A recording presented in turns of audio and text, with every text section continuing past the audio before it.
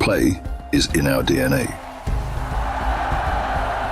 Whenever we let it out, it becomes our superpower. Now imagine an entire city being built to supercharge it. Kadir City, powered by Play.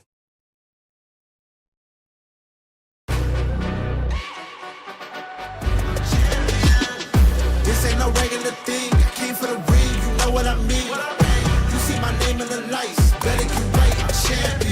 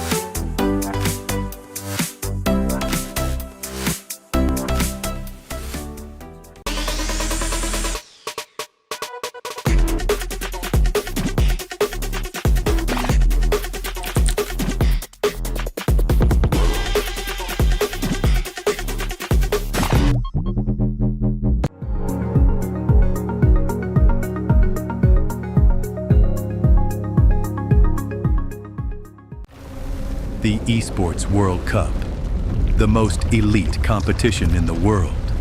Its trophy system is built to match. The Club Championship Trophy, awarded to the one club that rose above the rest and reigned supreme across all EWC games.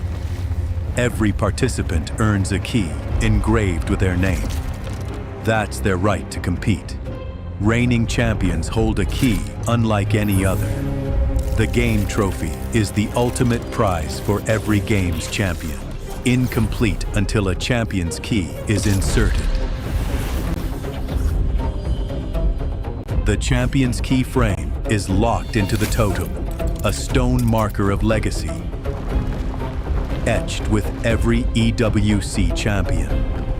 The losing keys are crushed. The champion claims 3, a personal reminder of who they defeated. The rest are preserved beneath the totem in resin. Every fallen contender captured forever.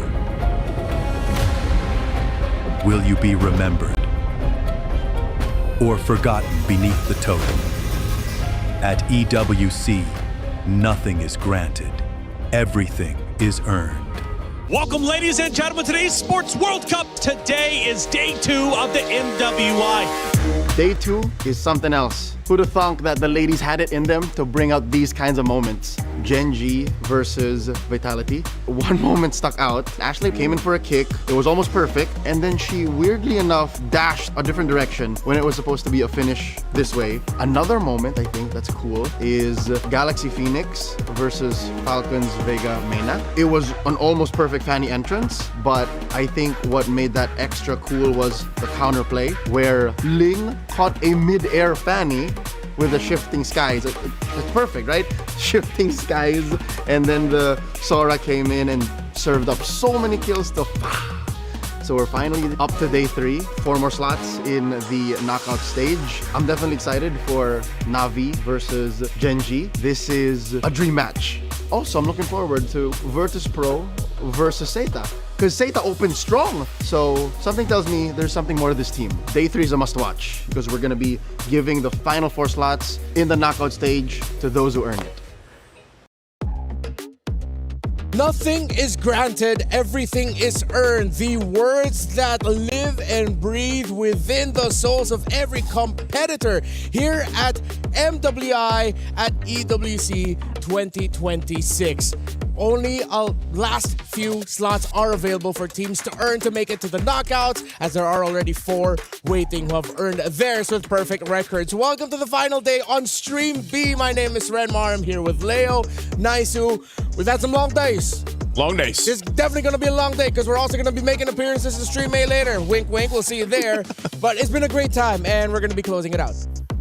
You know what?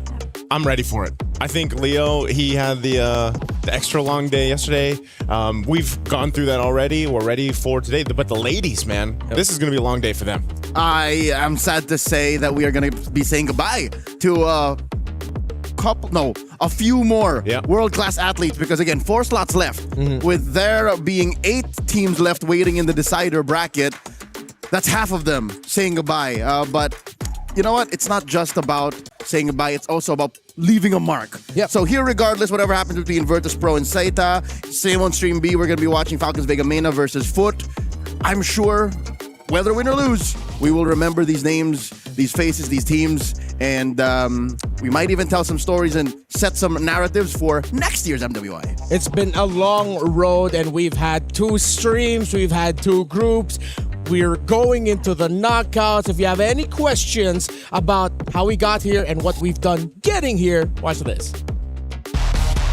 MLBB Women's International returns to the Esports World Cup 2026 for its historic 3rd edition. And for the first time ever, the grueling battle heads to Paris. As the one and only all-female championship at EWC26, 15 teams emerge through qualifiers spanning over 60 regions. Only one team bypasses the chaos, Team Vitality, returning as the title defender with a direct invitation. 16 elite teams will fight for a staggering $500,000 prize pool, one of the largest in women's esports history. MWI features 2 brutal stages, the group stage and the knockout stage. In the group stage, 2 groups of 8 are each locked in a double elimination showdown. To survive, teams must secure 2 series wins to claw their way into the knockout stage. One loss drops you straight into the lower bracket, where every match is crucial for survival. Lose again, and your tournament life is over. 8 teams will be eliminated. Only the top 4 from each group will advance to the knockout stage. In the knockout stage, the stakes escalate with every single step. Teams start in a best-of-3 quarterfinal before advancing to an unforgiving best-of-5 semifinal. Teams who fall short of the grand finals will be granted the opportunity for a podium finish in the 3rd-place match. Finally, the top 2 teams battling for the title in the best-of-7 grand finals. In this single elimination format, every match is do or die. On the world stage where dreams are shattered and history is made, a monumental $500,000 prize pool and crucial club championship points are on the line. But only one team will rise above. In the first of 2 MLBB championships at EWC, who will be crowned the queens of MLBB? 2 champions, 1 game. This is MWI at EWC 2026.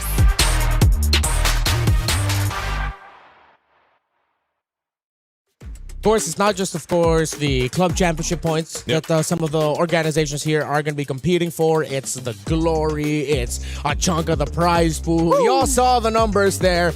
And we say this every year, but even more so, it holds even truer now because for the first time, we're based around Europe. We are in Paris. The ladies are competing here. A lot of the players that we have from Southeast Asia, from regions far off, having the opportunity to showcase, it means a lot. And you see it, even the elimination matches, even though some of those teams got swept, they brought out their best to, as you said, leave a mark. I mean, you fly out and travel up to 30 hours, thousands of miles away from home. There's no way you give your A game. You'd even give your S game if you could.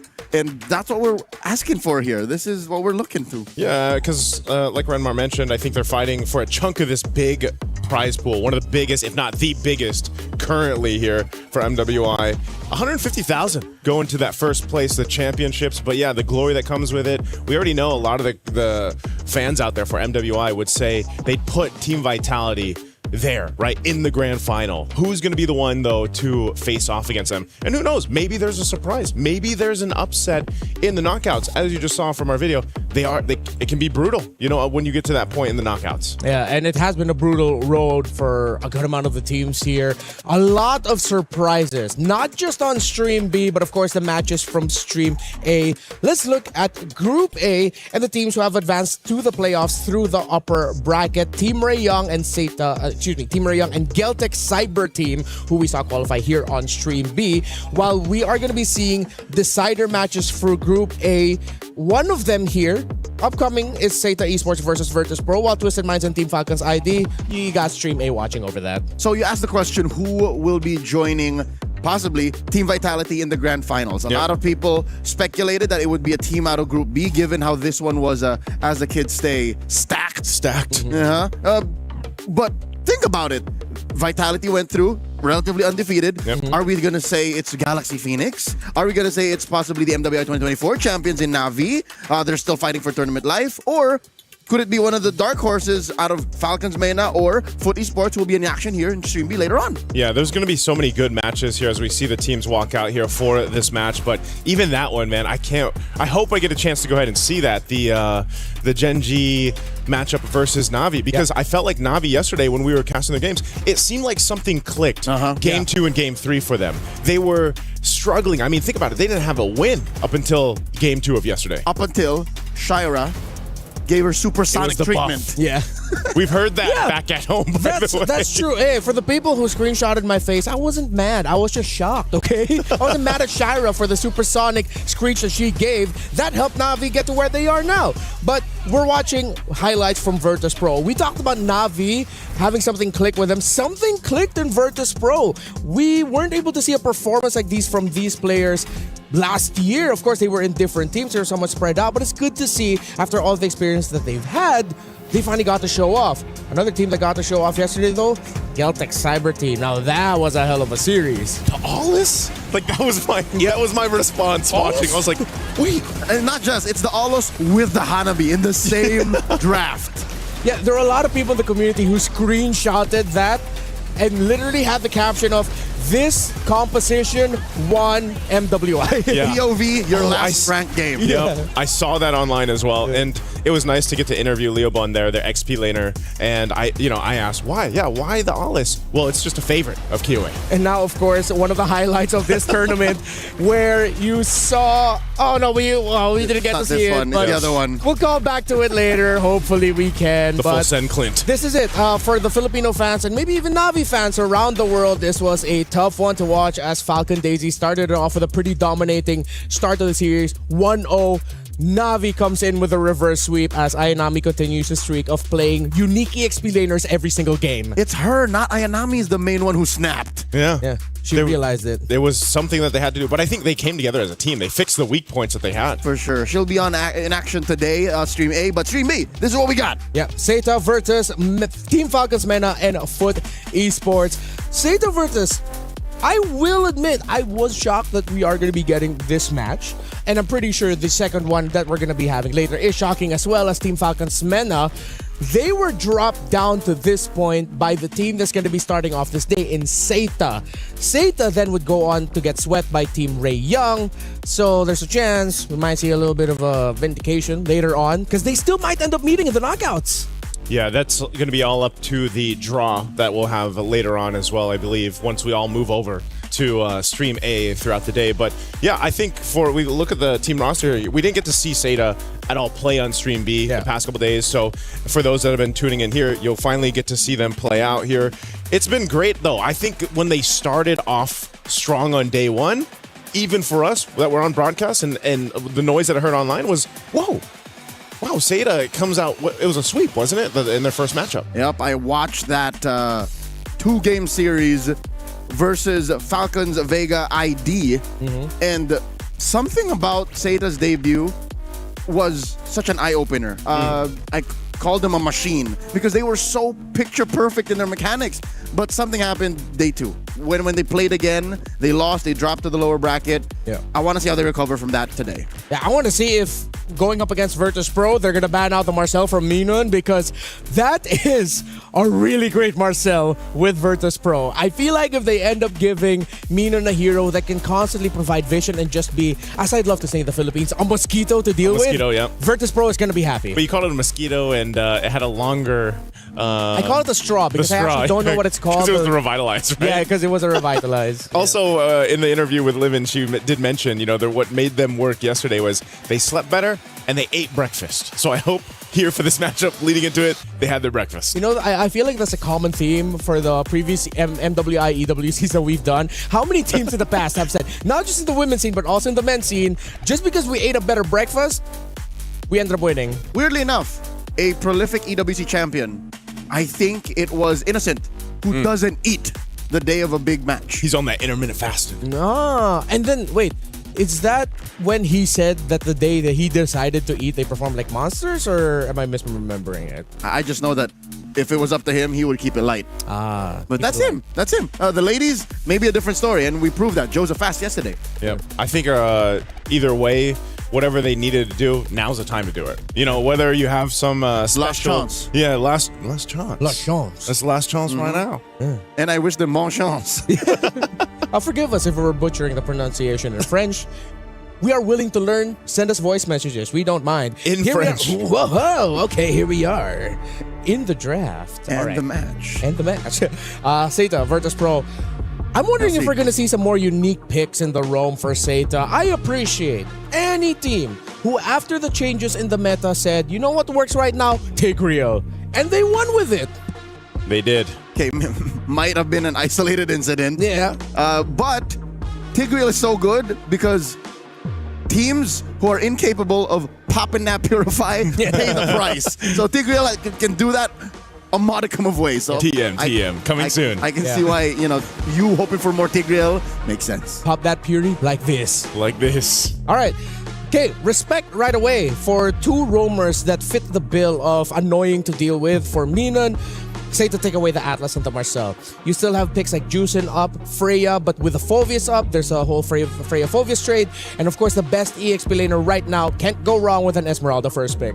It's crazy to think that we're back in this phase of Esmeralda, just dominating the XP lane. It was never a phase, Mom. It was a phase. It was a lifestyle. It was a All lifestyle. right. It was and it's just so good. It's been picked up so much. So but the response usually on that red side, flip side, you can get yourself the carry, but it's banned out in this case.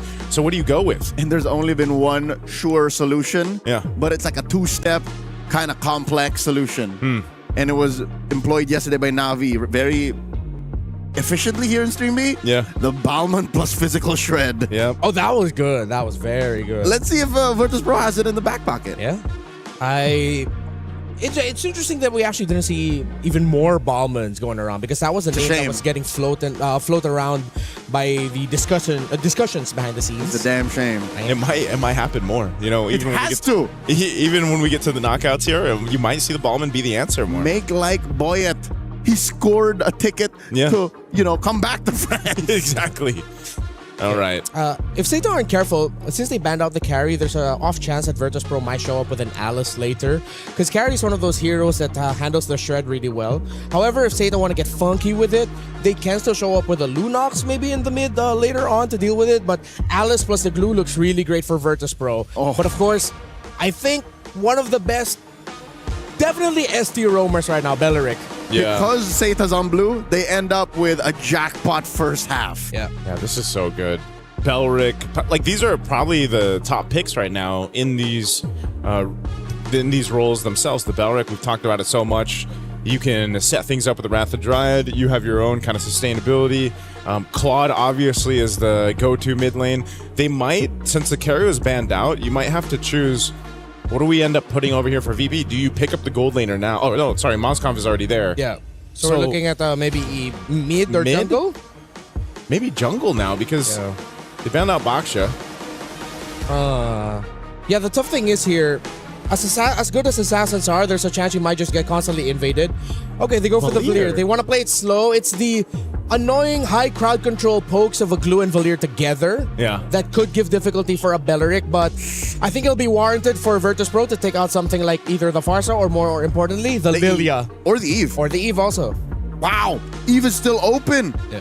Eve's been left open a lot of the times through the draft, man. Yeah. It's been kind of waited on. Except for game 2 or 3 if you get there. Because they learn, we need this. Eve is very good. Yeah. Hey, Carmilla Jungle. We saw Carmilla Jungle on this stream. I just remember which one. Falcons Vega Main. Yeah, Falcons Vega Main. Thank you. That's yes, right. yes. So they'll be in action later. And I think Virtus Pro would rather just be safe than sorry. Yeah. Because with a high invade style of what the Beleric and Esmeralda could potentially bring, Carmilla in the jungle going up against that means you're definitely going to get invaded. Yeah. So Virtus Pro really look like they just want to keep their jungle safe. Yeah, what can I mean, Miss Meow already showed the Ling, right? Yeah. It struggled a bit in being able to get, but so far, Ling in general has really, it's been a hit or miss, and I think it's been missing more than hitting so far. But she could still pick an assassin for this, but that's why they are going to hone in on some of the picks. Lancelot probably would have been one of the better picks for Miss Meow, but unless she still decides to go utility, and I think that's why also it depends on. They might hold on to the jungle pick towards the end, that last pick on red side. Yeah, I wouldn't mind that too. I was thinking, like, just really trying to think of the possibilities. It would be best if it goes in that slot. Yep. Because you really want to see if Seta want to pull off of a surprise. If Seta go for a off-kilter pick and then they pick up something like an X-Borg in the jungle, Virtus Pro, they'd be happy that they didn't pick up something like a Fredrin much earlier on. Because with Lancelot and Lingon, you are close to out of top assassins. You still have the Harley and Suyo, but do you really want to pick those up knowing that Seta have picks that love to invade? Oof. The choices narrowed down. I like how they banned out the Sicilian and the Carmilla. Yeah, the couple. The couple's gone. But that was showed here yesterday too. The Sicilian was picked up. Definitely a late game impact. MIBR loss. MIBR loss. Yeah. That's one of the picks that personally I believed would be picked up more. You can't afford to get greedier with your mid laner because junglers farm so much faster. Okay, Nolan. I feel like they should have shown this later. Yeah, I was expecting him to do that too. Yeah, unless they were worried that Seta would take it away from them. But I feel like this is like a trap by Seta, knowing that Nolan is one of the last best assassins you could go for. You don't want to go back instantly to the Suyo Harley. Now Seta can quickly try to answer this. That's blue power again. You think you're in control of the red 5, but you make a slip up like this and expose your jungle so quickly. Seta should be ripe for the checkmate. I don't know, too. Wanting to hold on to your XP lane for a last option for there Eve it is! Is a little risky. Yeah, the Eve gets picked up. Cosmic Mommy. That she is. Yeah. With the YSS. Yeah. I'm pretty sure she's some matriarch of some galactic Yeah, she is a mom. stellar formation. Yeah. Somewhere in the universe. I wish I was in that universe. They need an EXP laner that's either really solid or rotates fast. It's not hers, that's Novaria. Yeah, that's Yeah, Novaria. that's right. Get your world manipulated. Not my bad. That's what I was thinking. If they go for something low like slow like a Turisla, not a big fan of it. It might just be like a Lapu, dude. I mean, what options do they have here? I still suggest Alice, honestly. Unless they go what? If not the Alice, more damage. Benedetta's popped up so much in the XP lane. Ken, not so bad. Even a Yuzhong would be okay, maybe.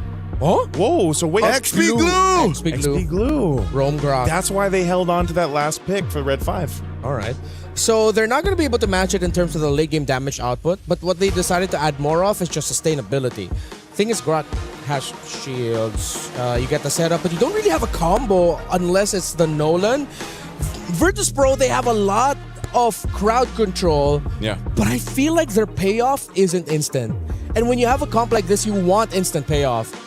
And it's very high execution. Yes. The concept is so high execution that if you miss the window and you put your wall in the wrong spot or the SOD misses, you have to reset. Yeah, it's demanding. It seems like it wants to do a lot, but if you mess one step wrong, it's over. I'd rather it be that than expensive.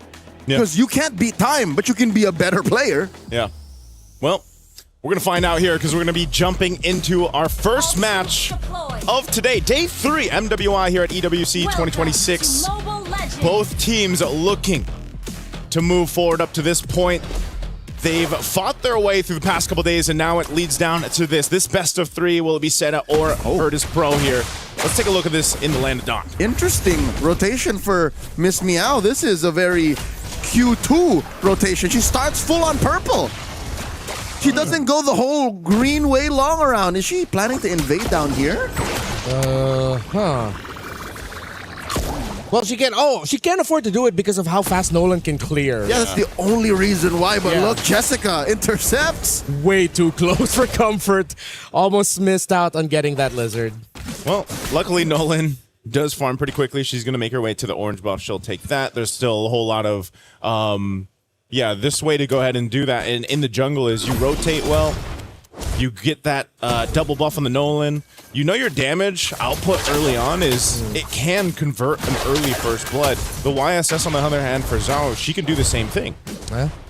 Ooh, I like the rotation here by Virtus.pro. A little adjustment, but they were still able to secure all of their green cams. But of course, Zeta has a little bit more control on the river as well, with a cha-cha between the Grok and the Belleric seeing each other.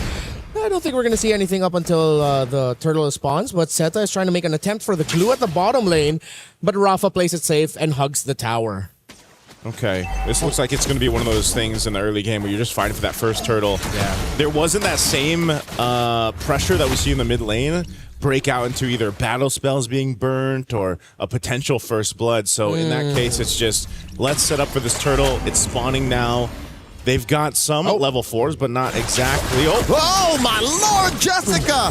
You're a little lucky to survive, Miss Meow! Hiding beneath it, but Zhou finds her. First blood for Zeta. Rafa flickers back, RWM stops her. Name swipes away. VP are a woman down. This is not looking good for their turtle take chances. Yeah, I felt like it was going to happen because Rafa was frozen out of the minion wave. Zeta was controlling it. But because Virtus.pro needed to clear the mid, it was Miss Meow's job to go down to the bottom, and they mistimed it. Zhou secures. Purple here in jeopardy.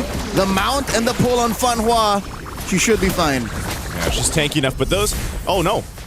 Ultimate pop by Livin. I think she really wanted to get that stun off. The slow ticking on Fanhua. She's going to be fine, though. Hey, man, the tree doesn't like the fire. Yeah. Oh, that's why you drafted that way. Maybe they expected the tree to come out. That's why they picked up a Valir. Valir. That sounds logical. That's preemptive. That's a stretch. Hey, just wait till she has the Ice Queen wand. You know, this is what we saw with the Valir, though. The pick where it's just you're like perma slowed, and you're being stunned, and you're burning. You're burning. That's why theoretically it's just good to pack it up against a Belleric. A Belleric. You're right, I guess. I'm pretty sure Nice you said it like that one time. I probably did at some point. Look at this potential play up top. Guys, she's going to be fine. Again, this Claude, pretty self-sufficient. I think Lunar is going to have to rely on what we've seen Moscow's do so far constantly throughout this MWI is just play the long lane, push it out. But some of the SODs, man, I think like you guys mentioned earlier on, the Spirit of Destruction, a lot of the times, at least in MWI, hasn't really been finding the best marks or the best moments to follow through on. So she's just going to be pushed off the lane. That's some extra gold going over here to Guy. Yeah, the roam mid of Zeta are out-rotating the roam mid of VP. Lunar just forced to use the SOD there to get a little bit of a better position in the trade. But right now, they are falling behind. They're not reading the map as well as Zeta. Zeta decided to go up top, giving problems for the Moscow, while VP were just hovering around the lower portion of the map, not actually getting anything. So Zeta looks like they have this in the bag. RWM, pulled out by Name. Fanhua trying to close the exit. Couple of big ticket ults already spent before the turtle. Yeah, good usage by Lunar to just burn the flicker, you know? Better no flicker than dying, right? At this point. Better flickerless than dead. Better flickerless than dead. I think they're just going to have to give it this turtle. They're not going to get there in time. That is a quick take on the second turtle, the hands of Zeta. Again, it just adds more to the idea that Zeta's roam mid trio are rotating much more efficiently. It's not just about the speed, it's what they're getting with the rotations. It's little advantages slowly building up. Virtus.pro aren't managing the middle minion wave as well as they should be. This is the Zeta that we were introduced to on day one. Clinical efficiency, just scalpel precision. And this is what surprised me. It's rare to see a team from, you know, a developing region do this. Yeah. They, from what I've heard, the long-time mobile players are the members of Zeta. Oh, Lunar looking to get one over on the Zhou. Zhou holding through. Zhou's alive, and in comes Jessica. Lunar falls. Rafa finds her. All right, bit of a trade there on that one. Good trade in the bot lane. Yeah, I take it. Blazing the wet answered by an RWM. Miss Meow gets on out of there. And Minun holding through. I like what Fanhua did. That's what I would do as a Belleric. Take all the tower hits, drop the Wrath of Dryad. Well, if I did it, I would have gone down because I was too slow to flicker out. But Fanhua was fast enough to flicker out. Yeah, that's kind of what you have to do, you know, in this case, because what we're seeing is VP's not really wanting to fight. If you look at all the interactions so far, past few minutes, it's just been Seta saying, hey, we'll fight you if we need to. We'll at least burn some of the battle spells out too. And the ults. And so far, it's just been Virtus Pro kind of responding to that. So far, in these matches we've seen in MWI, it's been that kind of back and forth between the teams where it's just that one team being the aggressor, and right now it's Seta. Show guilty of Grand Theft Orange. The mount by Rafa has to get on out of there. She went a little too deep. Put a little bit of damage on Joe. That's one weakness that a Yushin has. Admittedly, even if you have quite the kit, you're very vulnerable to burst. They were able to burn out the flicker of Name. Virtus Pro will be able to get their grab in time, get that mount. And I think it would be, it's going to be better for them if they just give this up and get some semblance of map control by taking the tower up top, get a little bit more farm. You can see how devastating it was for the overall rotation of Virtus Pro when Miss Meow went down early. Again, because VP's row mid had to go back to the mid lane while Rafa was frozen out in the EXP. Oh no, Miss Meow Guy with a blazing duet. Jessica66 on her tail. There's no way Miss Meow survives this. Yeah, no way to escape that. A play made up top. Let's see if Point blank, SOD and tech charge. A mirror rotation. Joe falls down bot. How was there no read up top first? Gotta give it to VP. At least they were able to trade it out and they got that in the bottom lane. But the death on Miss Meow shouldn't have happened in the first place. Jessica jumping on two. Buying time for the push in mid. RWM coming out. Mino at half health. Funwell punching her. Guy looking to finish the job. But Mino lives. She lives, just barely getting away. But now the fight for the purple. They don't want to overstay this. Miss Meow is back. They should just get out of there. Let her get her buff. Seta has held on to a lot of the objectives so far. They've got 3 turrets in their name as well. VP has to start opening up the map a bit here. Hopefully we can get a quick item check on where Lunar is at, just so that we can see if VP has a chance to turn it around during this Lord 1 fight. A 3,000 gold lead, as long as Lunar has 2 items. Oh, okay. Yeah, they should be able to turn it around in this next Lord fight. Granted, they don't have a massive loss leading into it. All right, Golden Staff picked up. Working on that tier 2. We haven't seen them contest any objectives yet. Here's the item check. Yeah, 2 items. That's pretty much a really good start already. You have the burst in the Nolan, you have the constant damage coming out from the cursed helmet of the glue, and of course the pokes from the Valir. 2 items is what you need at this point. You don't need to rush 3 or hold back in this fight. Virtus Pro, you are encouraged to go all out for Lord 1. They have to. I think at this point they've bought enough time to go ahead and farm up to be competitive for this objective. There's a good push from Jessica, the mount. Van Hua put down a 5th of her health. Blazing duet, but they pick off the tree first. Seta, a woman down. There's the Mount Shocker. Name coming through from the flank. Jessica right behind her. Minun very low. Another mount here by Rafa. Little back line. Joe helps find Lunar. 2 for 1 the trade, and now they find one more and live in Miss Meow. Get out of there! Double kill for Jessica. Lulu and Rafa. The last one left, and that's a wipeout for Seta. It's showtime, baby! Perfect flank! Virtus Pro thought they were happy with the kill onto Fanwa, but then they were instantly sandwiched by Seta, led on by Joe. I thought at first that Seta wasn't respecting VP, but no, Seta knew that they still had a chance to turn it around even without their roamer, because again, Jessica has the most busted EXP laner in the current metagame. Not just that, but to see the discipline to hold on to the real-world manipulation from Name there, while she was mounted by Rafa the Glue, and then she popped it off at the right point. The reason as to why I think every day I believe that Esmeralda is overtuned all the more is the fact that before that fight, Jessica did not have a single fully defense item. She only had Oracle. And I'm expecting at this point she would build like a, Pauldron on the way, Antikiras on the way. No! She was that chunky with just an Oracle. I think you really got to tune up the shields again. With just the Oracle Rush, way too much goodies that you get with it. 7,500. This was around 2 or 3 earlier. Seta just got everything. This is going to be a really tough defense for Virtus Pro. They're going to have to commit and overcommit certain heroes just to clear comfortably. But so far, they've been handling the minion wave somewhat okay. Oh, Mount Shocker used. They want to take down the space turret if they can. Half health still on that Lord. A wave still pushing up mid.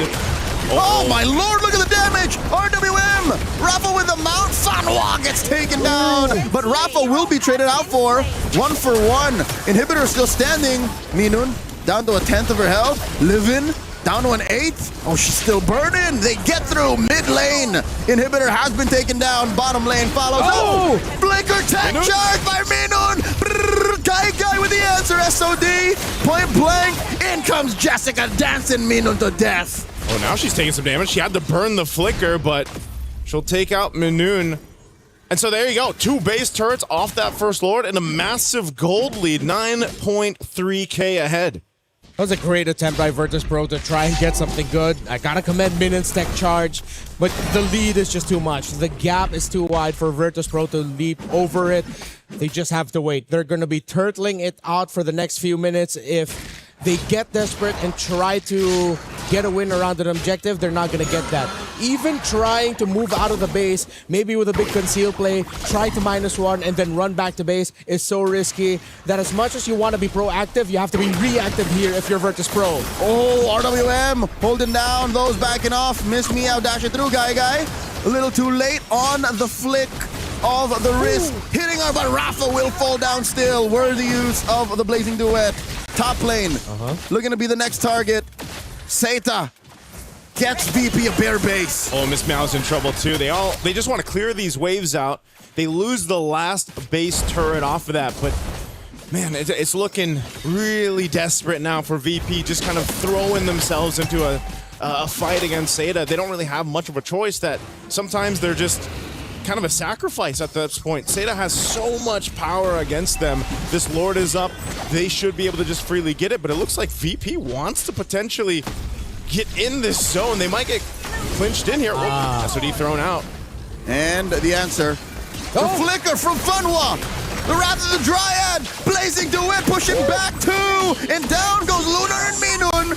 Miss Meow follow through, Livin as well, and now Rafa falls. The wipeout. Seita are moments away from going to match point. All they need is this wave to push in, and they'll do it just that. Seita with a dominant lead in game 1 of this best of 3. Take it against VP. There's the Seita that we first saw open up day 1 with their surprise win against Team Falcon's ID.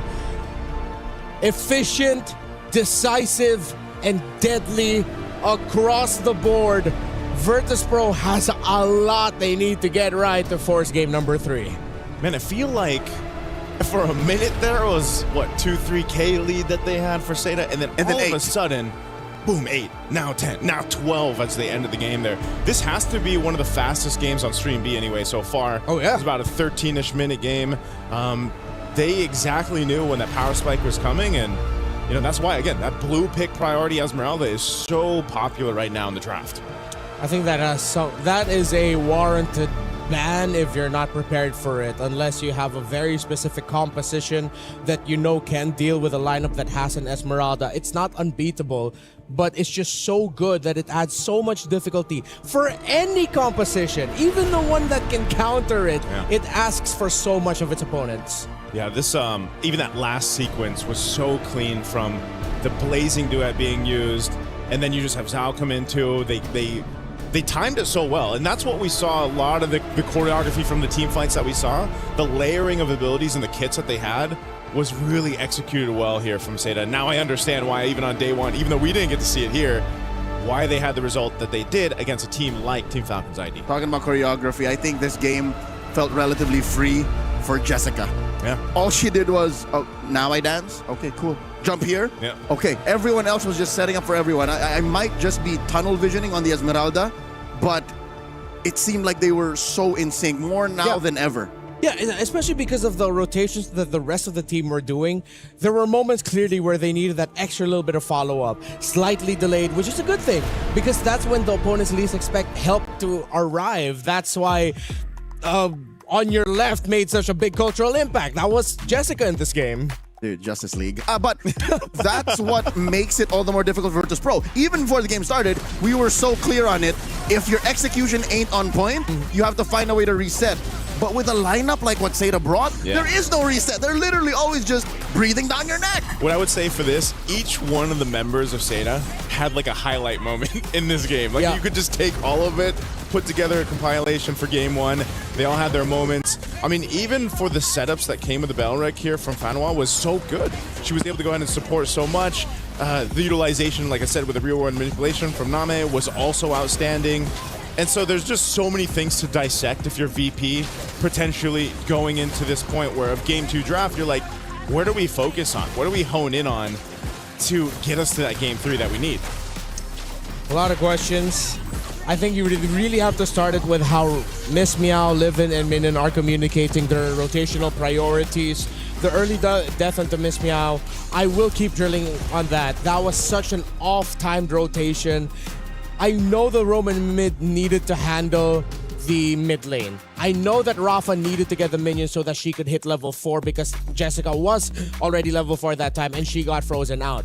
But sending down your jungler like that without any info in that side of the river was too dangerous. Which I think is more an effect than a cause. The real problem is, I think Virtus Pro got a little too crafty and got cheeky and said, let's do a different rotation. I think we can greed out.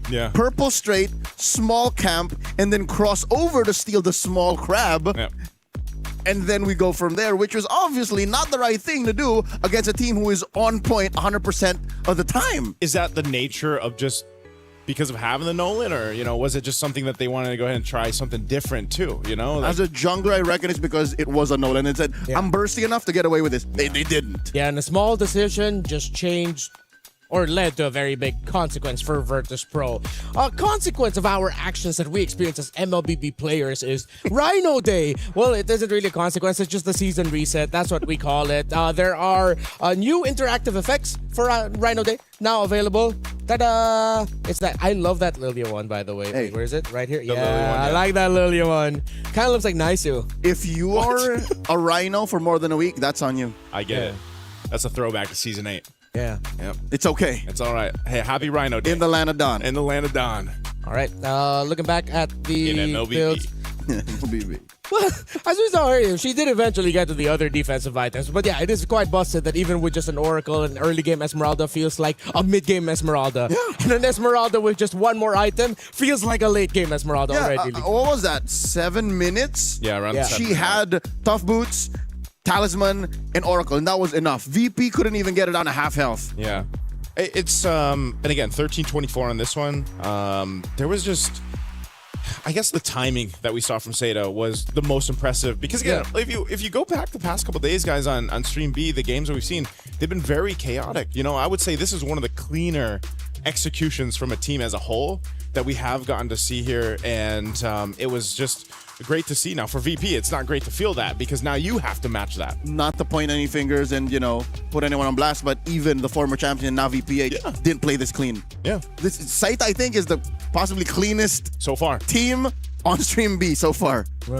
Even cleaner, you would say. Okay, I would have to argue a little bit. You know what? We're going to argue about it behind the scenes. I think it's Galaxy Phoenix, but hey, it's Seta's time to shine right now. Coming up next, maybe let's play a little game with Team Ray Young's Chi Boy. I think they quizzed her about some Paris facts.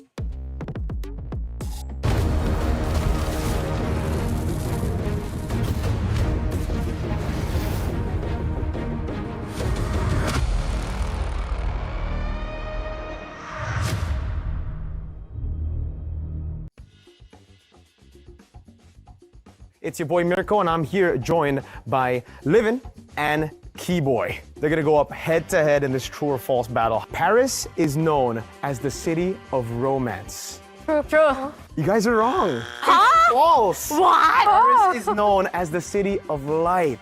The main bell of Notre Dame is named Emmanuel. 1, 2, 3. True. It's still a tie. Both of them got it right. 1-1 right now. Croissants are originally from France. 1, 2, 3. True. It is false. Damn. 1 point over to Livin. Now it's 2-1.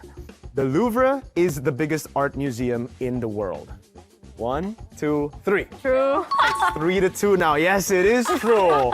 There are no stop signs in Paris. 1, 2, 3. False. If there is, it's wrong.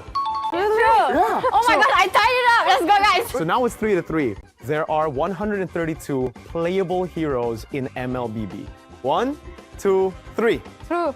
It's false, I think. So it's true and false. Yes. Chiboy, unfortunately, you are correct. Oh, damn. Yeah, there you go. Hey. So no punishment. You guys are free to go. I'm joking. Oh, There's a punishment. You're gonna have to brutally now smack your friend in the head. Me? Yeah, the winner. Yeah. Okay, I'll be soft. Yay! Friends. If you guys want to catch more of this friendship, Chiboy and Livin, tune in to MWI EWC26.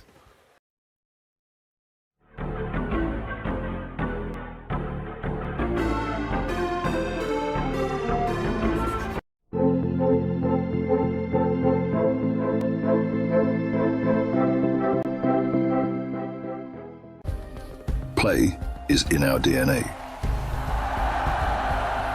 Whenever we let it out, it becomes our superpower. Now imagine an entire city being built to supercharge it. Kadir City, powered by play. We were there. For every click, every clutch, every respawn. We were there for the years of grind. And we're here. Now. The proud founding partner of EWC. Powering the biggest event in gaming. Shoulder to shoulder with the world's best. Making history. Greatness deserves a stage. Lenovo Legion. Reach your impossible.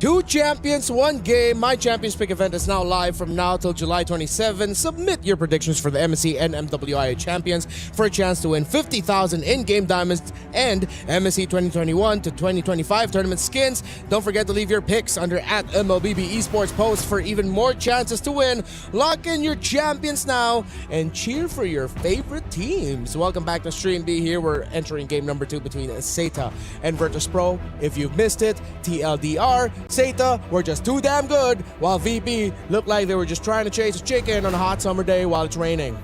In Paris. In Paris. But it's not raining. But it's not raining. Oh. Yes. I don't know if that analogy hit anyone. Is that an American thing? No? There's got to be at least like 2 people who got it. It's definitely an American thing. One of them is here. All right. You've chased a chicken in the summer while it was raining? Yep. I've done that before. Oh. Oh, wow. Yep. What else have you done? Catch cold. You don't need to answer that right now. Okay. Hirara, and respect. Wait. Why? Wait. You don't want the Esmeralda for yourselves, Virtus Pro? That's perplexing to me. They have a different plan. Maybe it's a first pick Beleric for them. Okay. I wouldn't mind that. Wasn't it Rafa that had that amazing base defense with the Esmeralda? Yeah. In yesterday's game? She was the one dancing like crazy yesterday. I'm so surprised with that ban. They could be leaning more towards, so if it's not the Beleric, their major trade pieces will be things like Beleric, Paquito, Freya. Like maybe that's where their priorities are maybe at. the Freya. I don't know if first pick Freya is worth it anymore, though. Anymore, yeah. It popped up a lot in the previous days, no? But always as like an additional. Yeah. It's always a +1, but never the one. Even the Eve. Again, a lot of this is more, at this point, respect, but also we'll know off that first pick, blue side, what VP wants to do with the draft here. Seta's last ban. I'm surprised to how much Jushin slips through now, through the drafts and bands. I think the reduction in her range really just made hurt her somewhat awkward, especially with all of the gap closing heroes that you have available. Not just as assassins, but pretty much in every role there's a huge gap closer available. All right, what is this VP? What are you thinking here? Coach Bulat, is it the Belleric? It's Matilda. Oh, We could potentially see the Matilda Barretts. are they taking a page out of the lineup that kind of dropped them from, the upper brackets? I wouldn't be mad about that. It was gotta be Barat's 2-3 then. Yeah. It was Twisted Minds That started it off, Yeah, yes. started it off. Against them. Yeah. Rotational speed. I would not mind if Zeta decides to pick up something like a Cho or a Hilda later on. They play it safe and they pick up the Claude with the Carrigon, while of course Zeta pick up the Baksha. Still, you can definitely Barrett here considering there's no carry to worry about. Or if you're not gonna Barrett, it's just any tank jungler is gonna be great. I think it's still gotta be someone that's relatively immobile. Yeah. Because you want to make the most out of the Matilda. Yeah. I mean, the other options we discussed that could be paired with a Matilda Rome are things like throwing back to a Lucas Matilda together is terrifying to deal with. That hasn't popped up yet, right? The Nope. Lucas Not jungles. once. Yeah, even Matilda, not Atlas, Alpha. Yeah. That's one of the options. But it is the Barretts. Oh, they Gotta are. be. It's And they gotta got the be. Keto. They are learning. They've picked up a page from the Book of Twisted Minds. I like this better though too because so far when we've seen VP struggle, it's been on delaying Miss Meow's ability to scale up to hit that timer. Something like this alleviates that pressure, right? Yeah, You've got the doesn't Barretts. Doesn't have to be her. Yeah, you've got Matilda. Now, part of this though is the weight on the Paquito, right? For Rafa, she's got to be able to pump off that damage that we see so much with Paquito, make those plays, cut off those angles, and that's why I think even the Lilia is a great pick for that last pick of the first phase for Seda because you can always get out of the bad situations with your Black Shoes. I would like it if VP would consider Zetian over a Farsa for them. Even though the Farsa can rotate as fast, you already have the Matilda there. I feel like having Zetian being able to get whisked quickly around the map through the Matilda would be much more effective. Plus, having the Fury of the Phoenix is just going to be good. You could use that to force out a BMI or a Black Shoes. My only problem with Zetian is her damage profile might be too slow. Yes. Because your only real burst right now is Paquito. And that's a very specific kind of burst that targets, one or two tops. Yeah, and since they're the ones, since VP that banned out the Eve, your options are, at least for what's been shown in the mid lane, and now that Gord is taken out, is being narrowed down even further. And that's why maybe Farsa pops up. Well, Gord would have been good, but they get banned out alongside Valir. Yeah, I don't know if we potentially see another Kagura come up in MWI, you know? That might be overshooting it because she's too mobile then. It's like, I don't need to invest in mobility. I need, this kind of burst damage. They need a little bit more shred or constant damage. You could go wrong. Lunox mid and then close it out with a Moskov. They still ban out the Atlas, which is interesting to me. What if they want a Kimmy here though too? Like what if I was thinking Kimmy. But it's not burst. It's not burst, So but if you build Sky Piercer, I guess. Yeah, it will be burst eventually. They don't need the burst right away. But the way that Satan's playing is they're not allowing for them to build up. exactly. That's true. Ain't no way, son. And with the Benedetta, even more so. Yep. Right? That's Jessica saying, you're on check. I will meet you on the back lines. Come Rafa. chase me, boxer man. Come chase me, Rocky. Don't bring your fist to a sword fight, I guess. I don't know.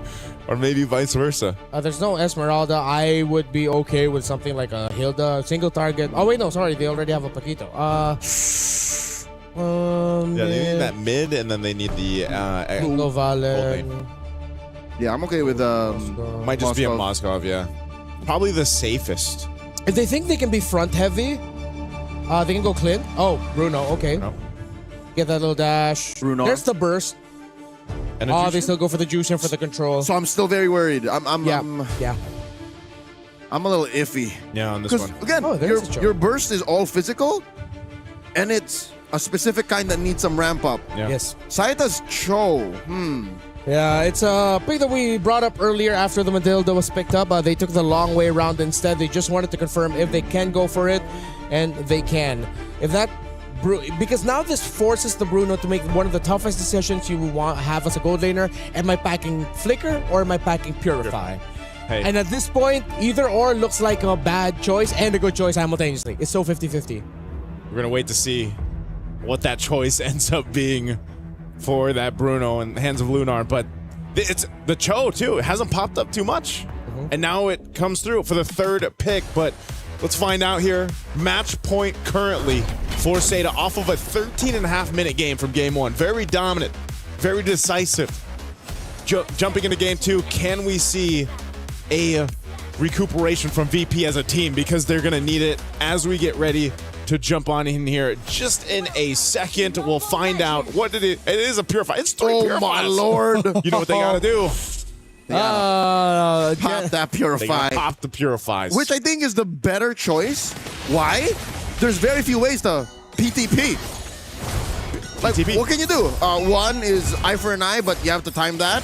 The kicks, of course. Yep. The jump from Zhou. That's it. In comes Fanhua, compromising the take. Enough time to just distract them. And it's going to be a question of will VP... Oh!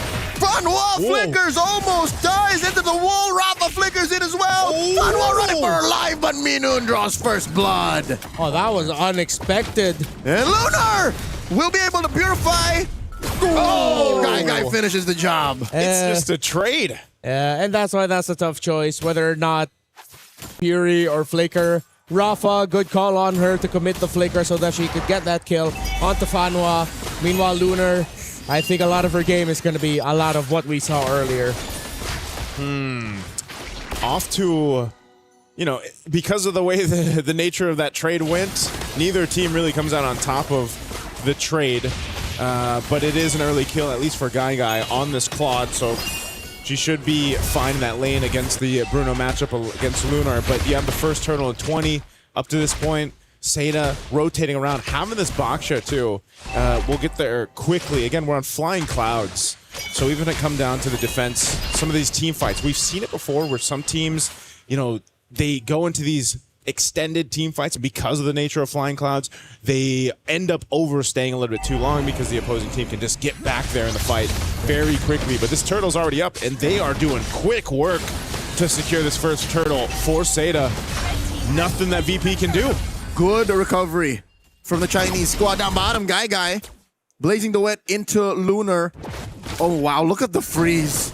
Look at the freeze. Yeah, Lunar is struggling in the lane. That quick early rotation by Zeta is going to give her a lot of difficulty. Even Miss Meow couldn't get to that turtle in time because she was still not level 4, just barely about to hit it. Meaning that Zeta is once again, similar to game number 1, hitting their rotational beats and timers at the right time. They suffered a death, yes, but they recovered quickly and they have been relentless with taking control of the river. Okay. Keeping control in the river. For VP too, in this sense, you want to maintain your jungle, and this is going to be a problem. They're already feeling the pressure here. Looking for a quick choke up. Double as Fanhua tries to get on out of there. Blazing the wet, serves up a kill to Zhou. Black Shoes keeping her safe. Looking to finish the job, get a little bit more as Name and Zhou get on out of there. In comes Jessica. Quick lantern flare here. Zhou rolling out. Jessica drops the Electo final blow, but Livin gets a little shields there to survive. Looks good for the team. Zeta, still they are going to be controlling it. Oh, that Paquito, a bit too deep. Oh, it gets to market perfectly. Minan able to counter and get a kill. Fanhua ran out of dashes. Yeah, that buffed up Matilda damage, man. It's showcasing itself here in game 2. 2 kills now on Minun. And, one thing that Seda's going to have to respect is, even if they're pressuring the jungle like we just saw, is, again, the amount of mobility and utility that this lineup that VP does give them is something to take note of here. Now, with the river spawning up, the Paquito still up top. Seems like the EXP laners will not be joining here, but with a fast clear already by Rafa, VP will have the numbers advantage for this turtle. The box is still far off, but no one's starting it on the side of VP, which is quite interesting to me. They already have the numbers advantage around the river. If they started it, they would have forced Zeta into making an early unnecessary dive. Second turtle. Up already. Circling eagle by Mino. Knocking Fanwa up. Serving up. And that is welcome. Guy with a blazing do it back. And Fanwa gets taken down. Joe in the middle of it all. Puissance looking to secure the turtle. Jessica. Another electro final blow. Helping Joe secure. Rafa one-on-one. The sword better than the fist. And Joe gets Lantern Flare once more. Baksha unite. Mamba out. Miss Meow escaped with barely a sliver of health, but yes, even though VP got a nice start to that team fight, it happened a little bit too late. If they started it off a little bit earlier, maybe their chances of getting the turtle would have been higher. But since Zeta was able to set up and respond to the initiation of VP because they were much closer to the turtle, then Zeta walks away with the turtle and some wins. Okay, off to it. Some of the wins on both sides here, but right now Zeta trying to hold on to a bit of a lead up to this point. There's the scalability is one of the main points of contention. Whoa, damage. Rafa trying to get one over. Jessica still picks the fight with the Puissance, but Rafa knocks her out. Joe, I don't think she can finish the job. You're not alone. Guy, 2v1. She and Lunar, one more beat, and Fanwa looking to get it, but do they know Miss Meow and Livin are here? Miss Meow and Livin, the Crimson Beacon, the Deton's welcome. Throw in Fanwa into the wall, the flicker, back end, a choke up and takedown. They do not have an answer for this Barrett. The control that Virtus Pro is showing after a few slip-ups early on, after Zeta looking like that they'd be able to manipulate the map a little bit towards their favor, Virtus Pro are still a difficult team to fight against with their Barretts. Still, Zeta might be able to keep up control by the pressure that they're applying at the right time through the side lanes. That is so difficult to deal with, like we mentioned, with the utility offered from VP's lineup. And even the punching power, the literal punching power from Rafa, you already saw, is keeping Jessica on her toes instead of like when we saw her with Esmeralda in the previous game. She's got a little bit of free reign, a little kick going to be used by Fanwa. No follow through on that one. And that's one of the difficult things about being a Cho in general, but even more so now you have this Matilda to worry about. Daytona's welcome to. Won't land on anyone. The fight for the turtle, 3 for 3 though for Zeta. Despite them actually losing out more of the big team fights, Zeta are still able to get a majority of the major objectives. It's the timing. Again, it's the rotations when they decide to park themselves around the objective, the minion waves that they decided to flow and freeze at the right time. And again, we go back to Turtle 2, the window that Virtus Pro had to take Turtle 2. They didn't jump on it, and now Zeta is continuing to slowly dismantle Virtus Pro's presence in this map with Invade. Oh, Crimson Beacon through the wall! They want to get a choke up, but instead they get a kick, and Joe Baksha unite into it. Fanwa falls first, Lunar scores. Puissance back to disincentivize forward momentum. VP punish Zeta. Yeah, good punish there. This is what they have to do, though. They have to play to their strengths. VP definitely feeling it better here in Game 2 because of this composition. This is why it's worked so well for other teams that have drafted it. Now, this also just allows you to have that space for Lunar. Lunar on the Bruno, and which is, mind you, one of her better heroes that she's been known for, too, is going to be a big threat through the course of this game. Now that we're approaching that mid to late. Oh, Fanwa again trying to get the kick. That's a conceal alongside Show. They answer with a Circling Eagle, knocking up Fanwa. Miss Meow misses. The Deton's welcome. This is a good chance for Zeta to reconfigure their approach, but instead the map is something they address first. VP has been working on it. Yeah, at least we get to see VP balance things out in terms of the map control. They're being aggressive in terms of trying to get the fights in their favor, but they're still not forgetting about their map. After a few minutes of Zeta pretty much running all over the side lanes and using those minion waves to pressure Virtus Pro out of the timings. How is Jessica alone here, able to eye for an eye and back out? She didn't get the Daytona's welcome again, but Jessica is going to be hard to catch on a Benedetta. She gets away. This is something that they'll have to keep track of as the game goes through. You know, you don't want to let Jessica to just push the off lane, the long lane, knock down some of these turrets like she's doing right now. Fanwa saying ni hao, kicking up Rafa, but there's not enough of a response. It's just Guy there to back off, and Rafa knocks Fanwa out once more. Dennis welcome finally coming through, throwing Joe into the wall. And Lunar finds Name. Can Guy help support? She doesn't have a blazing duet ready yet. AOT stacks her down. VP looking to get the Lord. The inevitable reality of the composition of Virtus Pro. Way too tanky, too much damage. Joe, can you steal it? Can you? And she misses. Miss Meow with the secure. Even though they're both at level 11, I think it was a matter of timing. Miss Meow, what precision. Yeah, definitely timing there. Crucial that they got that, though. I mean, again, 3 turtles went over to the Seda, but as long as that Lord goes to VP, they can start pushing down some of these turrets a little bit more. They've got 2 in their pocket. Blazing Duet a little too soon for Guy. And they do get the jump on Aminun. Miss Meow can't save her roamer. Salute to all the roamers out there. That's how it's done. Merci. Not like the gotcha that I got earlier in the day who would be the first one out. Hopefully he gets to watch this. Oh. Good job, Minun. Yep, sacrificing herself there. Oh, Fanhua be able to get away. This has been a really difficult Cho game for Fanhua. You know, 6 deaths, but it's all because she's trying to get to the point where she can get the angle and the kicks. But what's difficult is you literally have to pop 3 purifies, man. You gotta be able to get into the zone, and if you do kick, you're still susceptible to getting crashed down, even if you get the purify out. I mean, it was said 3 times. Pop that Fury like this. Oh! Pop that Fury like this. Crimson Beacon. There's so many ways for them to PTP, y'all. Yeah. There's just too much. And that's why that Cho pick was a bit of a risk when it did come through, but right now I think Seda really just wants to go ahead and get to a point where their Claude is online for Guy. She's got to get that Trinity. Jessica's been doing work. Uh-oh. Burst coming through. Eye for an eye on that last one. Jessica survives. Not a lot of Benedettas can really make the matchup against the Paquito work. There have been moments of brilliance by Jessica, but it's still a reminder that when it comes to this specific matchup, Paquito almost always has the easier time between the two. Benedetta mostly usually wins when she's away. Yeah. The difficult thing now for Zeta is that even though they can... Whoa! Guy looking, go for the flank in the Unite knockdown. Is able to take out Minun. She's not going to be part of the next fight. As I was saying, the damage for Guy is what they were waiting for. Fanhua with a kick on Miss Meow. Answers with a Denna's welcome. The Puissance is a spicy little potato. And Guy with a blazing duet might take down 2 and Miss Meow falls. The current trade, 3 for 1. What a collapse by Virtus Pro. I thought Minun was a little bit more forward because they had a way out.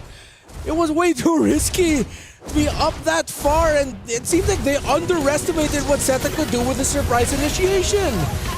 Man, looking at this replay, this is what I was talking about. Look at the damage. Where did that come from? And the pickoff on Minun was what started it all. Yeah. If Minun was there, imagine how she could have maybe saved a few members of VP, how she could have punished Zeta a little more, maybe dulled the damage that was being brought out. That's that utility that Matilda brings, and then when it's gone, you really feel it on the team. Yeah, I know they had the Matilda there and they were probably just protecting that side of the jungle, but your Barretts wasn't there. If Barretts was already on the way crossing the center of the map, then it's good for you to be up ahead. That's a little baby Barretts. Black. Shoes already used up. Kind of cold. Crimson Beacon. What is Livin looking for here? She has no Purify just yet. Lunar does, though. Lord gets soft reset. Fanhua holding onto the Y brush. Minun gonna be checking in. Guy denying the peak. Yeah, that's not going to happen. Lord reset. Jessica's going to go back up top, push that long lane to try to get someone's attention for this. They can just go ahead and post up right now. Seda has really found their footing in this game. Might taking some damage. Circling Eagle use. Oh, it's a little too much. The hurt that Minun brings alone. That was all just Minun. Oh, there's and the a kick. They find 1. It's Miss Meow blazing duet into 3, into 4. And in comes Jessica taking down the big dino. And Rafa is going to pay the price. She gets run down by Seda. 2 free kills. Unfortunately, Rafa missed the start of her combo. Could not get that big knockout strike to turn it to the favor of VP. Without the Barretts, without the Paquito, they are severely lacking damage in frontline. Zeta jumps. Fanhua might get punished here. Serves a kill over the Lunar. And they get 1 down. Lunar gets shut down. Jessica Liu finds another. And she gets shut down by Livin too. It's a bloodbath post-Lord. I said it earlier at the beginning of the game. Flying Clouds is the map that we're on. And if you stay a little bit too long, I know they wanted the Lord, but they got punished. That's what happens. They just keep fighting. They caught fighting. I have to apologize, Livin. I wasn't familiar with your game. I wasn't familiar with the game. That was a good call. Yeah. Very good call to go for that. They at least got some trades out that equalizes, stabilizes the map, and this push by Zeta just a little bit, but it gives them enough breathing room to make it a little bit more comfortable for themselves. And Minoon circling Eagle to exit through the other side. Zeta finds one kick, forcing that Purify off of Livin with a Crimson Beacon 2. Miss Meow down to a third of her health. Zhou still holding strong with that Poissons. Rafa able to back on through. Zhou gets knocked up, not enough turret hits. Guy, I don't think he can do that. They back off. They back off. Lord's going to be taken down here. After taking some damage to that base turret, they will knock it down, though. And so Zeta looking to put more pressure. Zeta's in the base. Jessica comes through, dropping that Electro final blow. There's still a minion standing, and they take another inhibitor down. Virtus Pro, okay, you're still going strong, but Zeta is definitely much more comfortable now. The inevitable tide that is Guy 305, but that is almost a 95+% participation rate for all the kills. Fanwa, you know what? At least you guys are winning. This isn't like me dogging on Fanwa. It's just a really tough game for Cho. Yeah, this is one of the hardest games to be in if you're a Cho. 3 Purifies and just a bunch of mobility. Hey! Fanwa heard that, and she took it personally, forcing back a majority of VP. Miss Meow! A lot of damage coming through, and the Blazing Duet finishes it. Guy. And they find Guy. The Purify is perfect, but a Rogue Bull finds her all the way in the back. They're on the base, but I think VP can still take care of the minions. Fanwa falls. The inhibitor is still standing. Zeta turn tail. Ooh, that's what happens when that football travels with you, even in the BMI. That was a heat-seeking football. Unfortunately for Guy, when she pressed that BMI, the animation was already locked in, and that will chase you till the ends of the earth. Go! Oh, man. A screamer is what they would call it. Still, Zeta have full control. Fanwa started things off, and that was a great entry.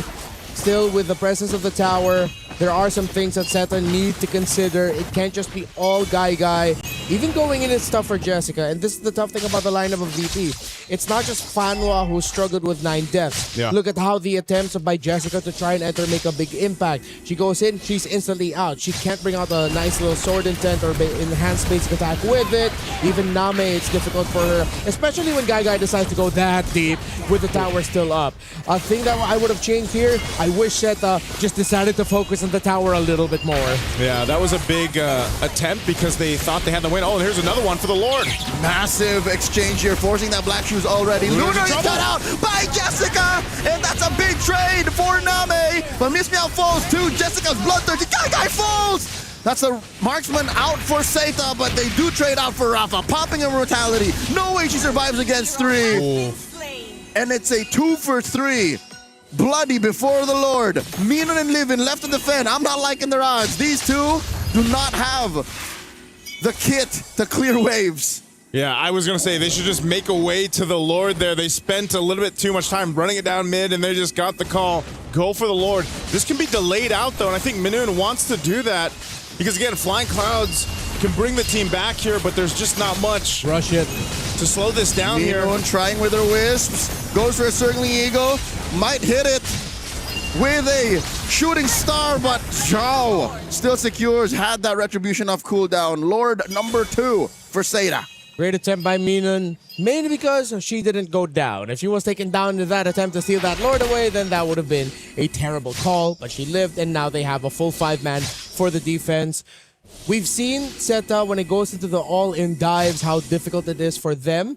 It's like they need to really be on point with their execution during team fights. Yeah. There is, if I would give it a number, I'd give it maybe like around a 25% chance that VP could wipe out or at least take out 4 members of Zeta in this attempt to end it. And then they're going to get a lot of map control afterwards.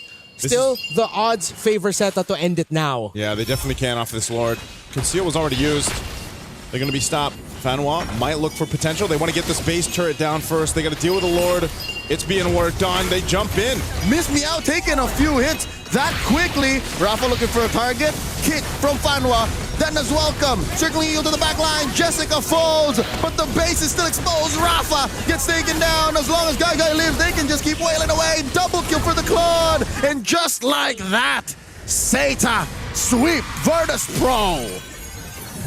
What a game, what a series. Seda took them a little bit longer in game 2, but they showed us that as a team, they are strong. A valiant effort by Virtus Pro. They will bow out from their journey here at MWI. They've improved individually and as a team, but now this is the moment of Seta to advance. Job isn't finished, but it does feel great that you will make it to top 8. There you go again. You know, we're at that point in the tournament here for MWI that it's tough, right? You have to say goodbye to certain teams. They really fought through these past couple days, went through the gauntlet, and now we say goodbye to another one and congratulations to another making it to that next stage. It's great to see that despite the strengths of Seta, a lot of the things that they need to improve on aren't like big glaring problems that instantly they'll ring the alarm bells. We're at the top 8. We need to fix this now. You can fix it gradually. It's something that can be fixed with a little bit more communication, maybe even a little bit more fewer warm-ups heading into the day. And when they struggled, it's something that they expected, that we expected. You know, the Cho with a triple Purify lineup that you're going to be facing. We knew that she was going to have a hard time, and she did, but they made it work. Yeah, that's, as someone who is a Cho main myself, you see 3 Purifies like that and you're trying to get through all that utility, that is not going to be a fun time.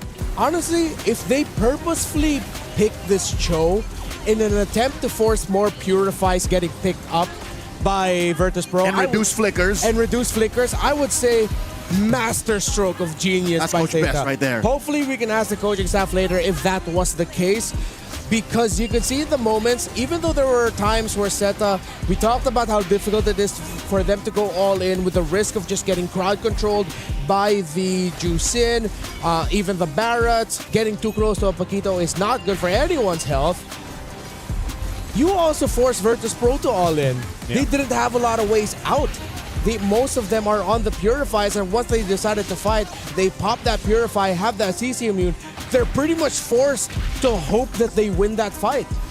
Yeah, there was a lot of things too that I just felt like the weight on both XP laners in this matchup were so important too, because, you know, getting to that back line, trying to cut off those gold laners, or at least get the defensive item or the Purifies, what have you, was so much work, because in a lot of those team fights, that's what it was. It was Rafa going for the mark, and then you had, of course, Jessica doing the same thing, and so it all came down to just the better team fights, and the XP laners were pivotal in that. I think those are the 2 main roles that carry this game, the XP lane and the roam. Exactly. Fanhua and Minun, they were both thinking, should I save you first or should I go for the initiation?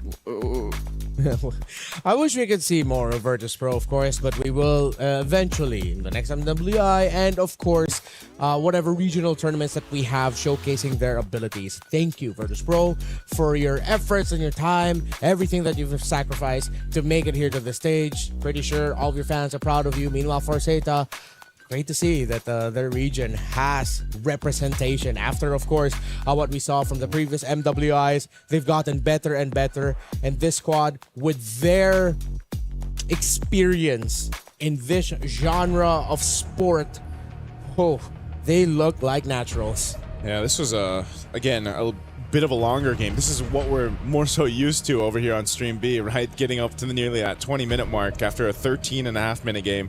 Seta had to make adjustments on the fly. And again, I was kind of surprised just how much damage they were able to pop off with Guy at that point in the game. Hold up, ain't no way. Joe never died. Joe never died. Joe time. Joe time. Joe It's never Joe died. time. Joe time. And to think, she is literally the main engager. Like, she is the front line, the vanguard of Seta, and she's like, nope.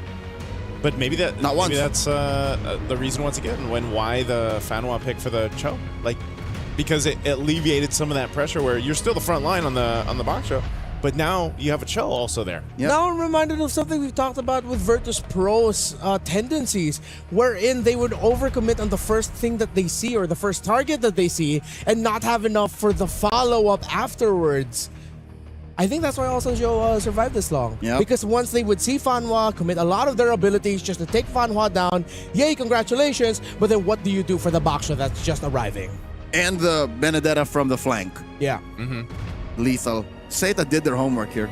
Yeah, they did. I think, already multiple matches in for them, they've definitely adjusted from match to match to match. This one is really just showcasing how good they can be as a team, because you gotta remember when they locked in the first three turtles, or the first three turtles, then the Lord was given over to VP. That was a big swing for VP in this game, where they potentially could have, started approaching the base of Seta, but it never actually came to fruition. Seta was actually able to really just play defense, even if they were playing from behind a little bit. They caught back up into it and then take the game in their favor. I'm excited to see more of Seta throughout the knockouts. They have finally gone through this group stage, and we're going to see which matchup they're going to get drawn into much later on in the day. But for now, let's go to the stage with Rachel. Thank you so much, Renmar. I'm here up on stage with Fanhua. Congratulations. Thank you. That was an amazing victory. Game 1, Game 2. How was that for you? How are you feeling right now? It feels like still like a dream because we never imagined that we can come to the Swiss stage or something, but we did it. You did, and everyone is so proud of you. And this marks the first representative from China going over to the knockouts. So maybe do you have something to say to all your fans back at home? What I want to say is just trust us, we'll give you the mystery. Oh, I'm wondering, what do you have in store for us later on for the knockouts? Just based on our luckiness.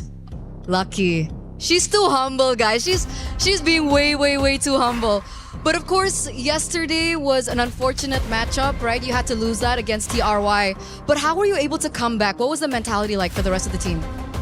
Firstly, I think I need to thank our EWCs. There was like medical support here to help us and chat with us the whole night with how can we recover our emotions like from back to our today's tournaments. So I need to thank them. And nextly is like we do the review and we know why we lose. That's the most important things. If we know why we lose, I think it's easier for us to have the new tournaments going on. Wait, did you say medical team? Yeah, there's a like emotion medical team, psychologic team there. Just help our players. If they lose games or what, you can just go and find them and chat with them. Wow, I think a lot of the casters actually need that one.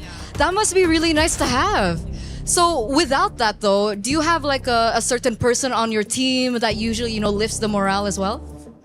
Used to be, but now maybe because of the visa issue, some of my team members cannot come. But when we back to China, I think they will help us also. So who took over the mantle here? Me. You, Fanhua. We want to know, what do you usually say to your team, especially after that loss yesterday? How did you reset? Because we saw your performance today and it was incredible.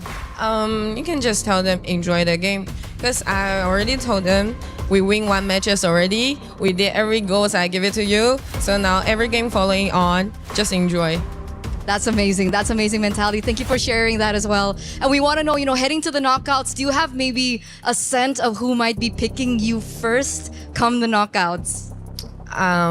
For us, just don't want to be Vitality. You don't want to go up against Vitality? No, because we want to go furthermore. All right, so they want to leave Vitality as the final boss, correct? Yeah, correct. Okay, thank you once again, Fanhua, and congratulations for this decisive victory because you are going to throw it over back to the desk. So Renmar, take it back over.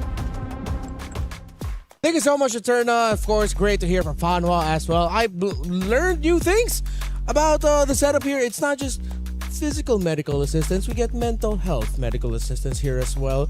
That little shout out to the professionals here at EWC. I'm glad that we have that for players who need it. Yeah. And talents too? Talents, hopefully, yes. Can we message anyone there? We have a pretty cool lounge. We do? Well, I mean, it's like it's a shared lounge. Yeah. So it's pretty cool. Cool facility, Cool facility. Relax. I'll play a bit of sub-soccer later on. Yeah. Apparently, they can also do haircuts. Yeah. Rachel, stay over there, right there, just so you can say hi. That's Eterna from Stream A. She is now officially a Stream B import. That's her. At least for one more match after this. Yeah, at least for one more match, and then we become Stream A imports. What, haircuts? Yeah, there's a barber over there. Yeah, there's barbers. I have to actually get a haircut. In Hall 1? I'm actually not sure where it is exactly. Let's hunt it down, Joseph. We're going to hunt it down. Yeah. See if they can give us a This cut is a mess. for the next. All right, so just in case you're wondering, coming up next, we're actually going to be see the key crushing live right here, and it's going to be select members of SETA who, of course, will be crushing the key of the opponent that they eliminated today in Virtus Pro. Jessica was doing it. I think it's Jessica, yeah. Of course, it's one of the marquee moments for every EWC. The weight of the key held by every team, that is your tournament life. Once that gets crushed, there's a chance that might just end up in a... Well, where do the keys crushed end up again? They get displayed, if I remember correctly.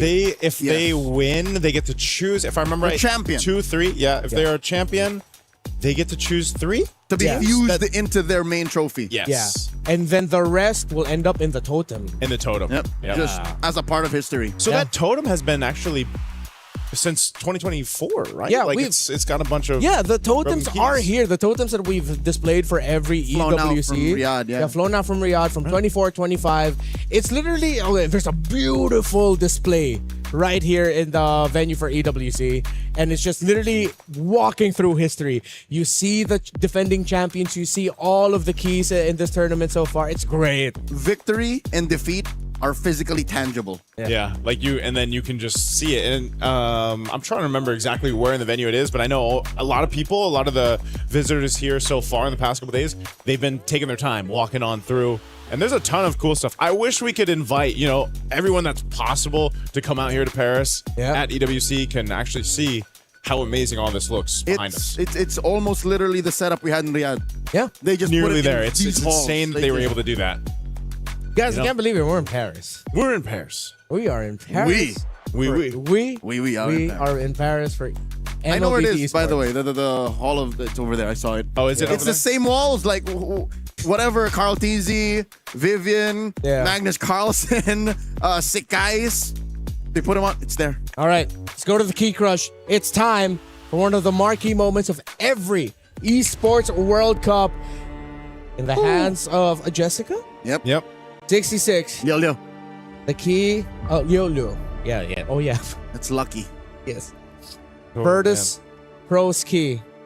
Are we going to be able to hear it pop? We asked that yesterday, but you might hear it. Today they let them do it. Oh. There's no shrapnel on this one. Yeah, just a nice little bend.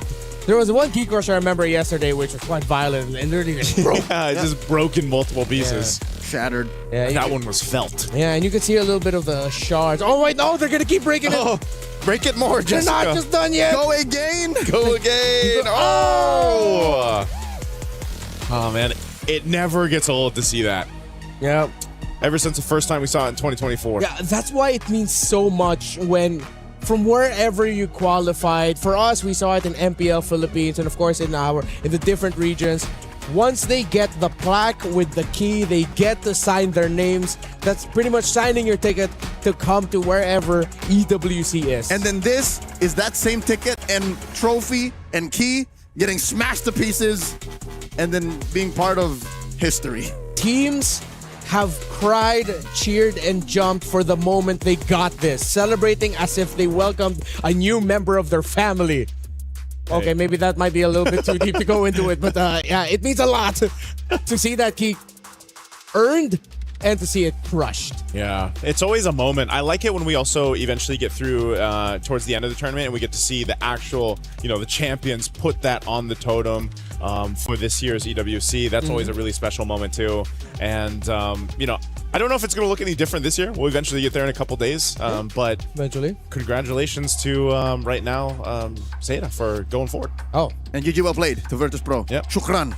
Thank you so much for our very first series. But in just a bit, we're going to be seeing the beginning of our next series. As you already see our players up on the stage.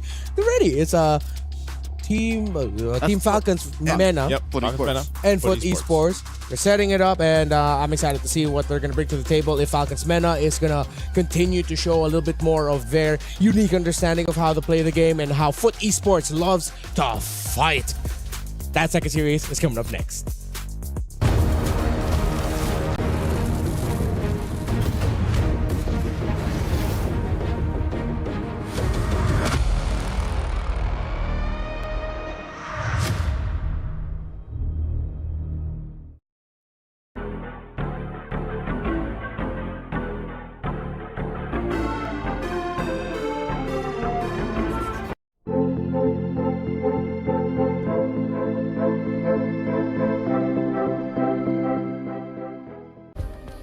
play is in our DNA.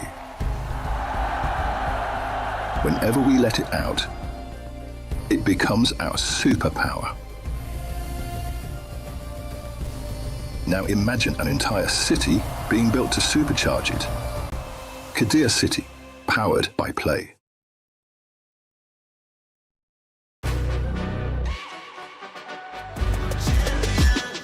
This ain't no regular thing. I came for the ring, you know what I mean. You see my name in the lights, better get right, I'm champion.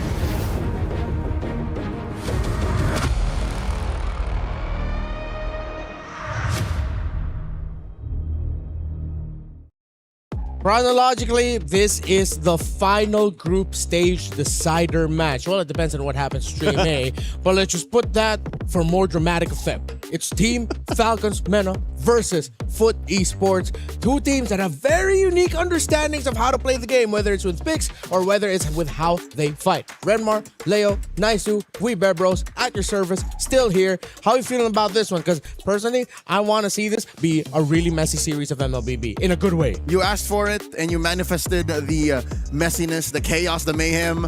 But if there's anything we know about Foot Esports is they don't like that. Yeah. They do anything and everything in their best interest to just avoid fights. We will split the map.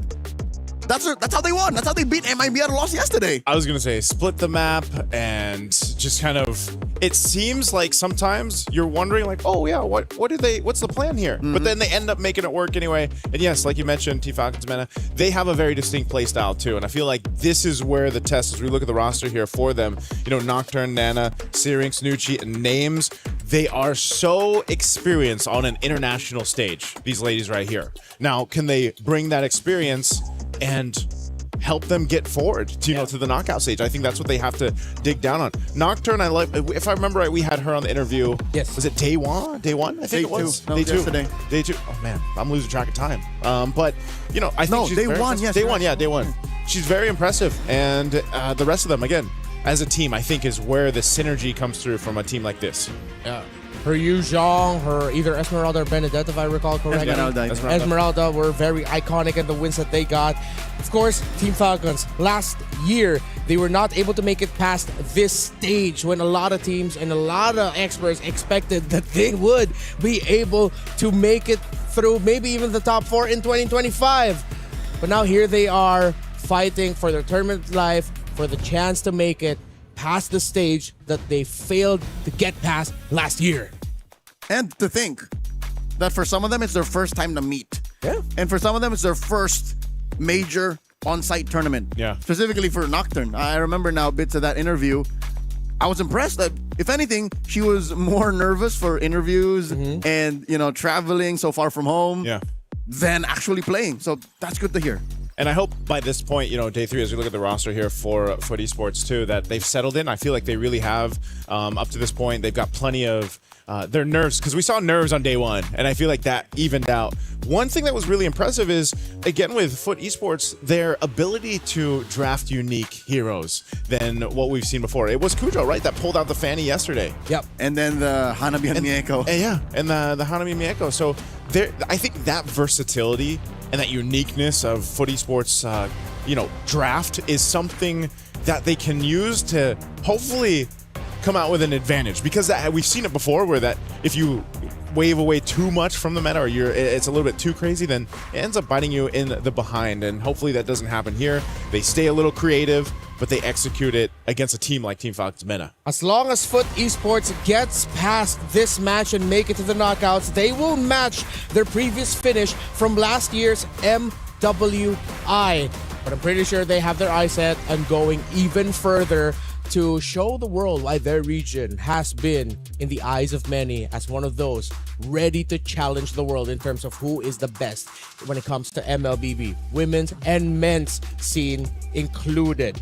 Now, for Foot, there was something that Zendaya told me yesterday. Zendaya the player, not Zendaya the actress. I wish. I'm a huge Tom Holland fan as well.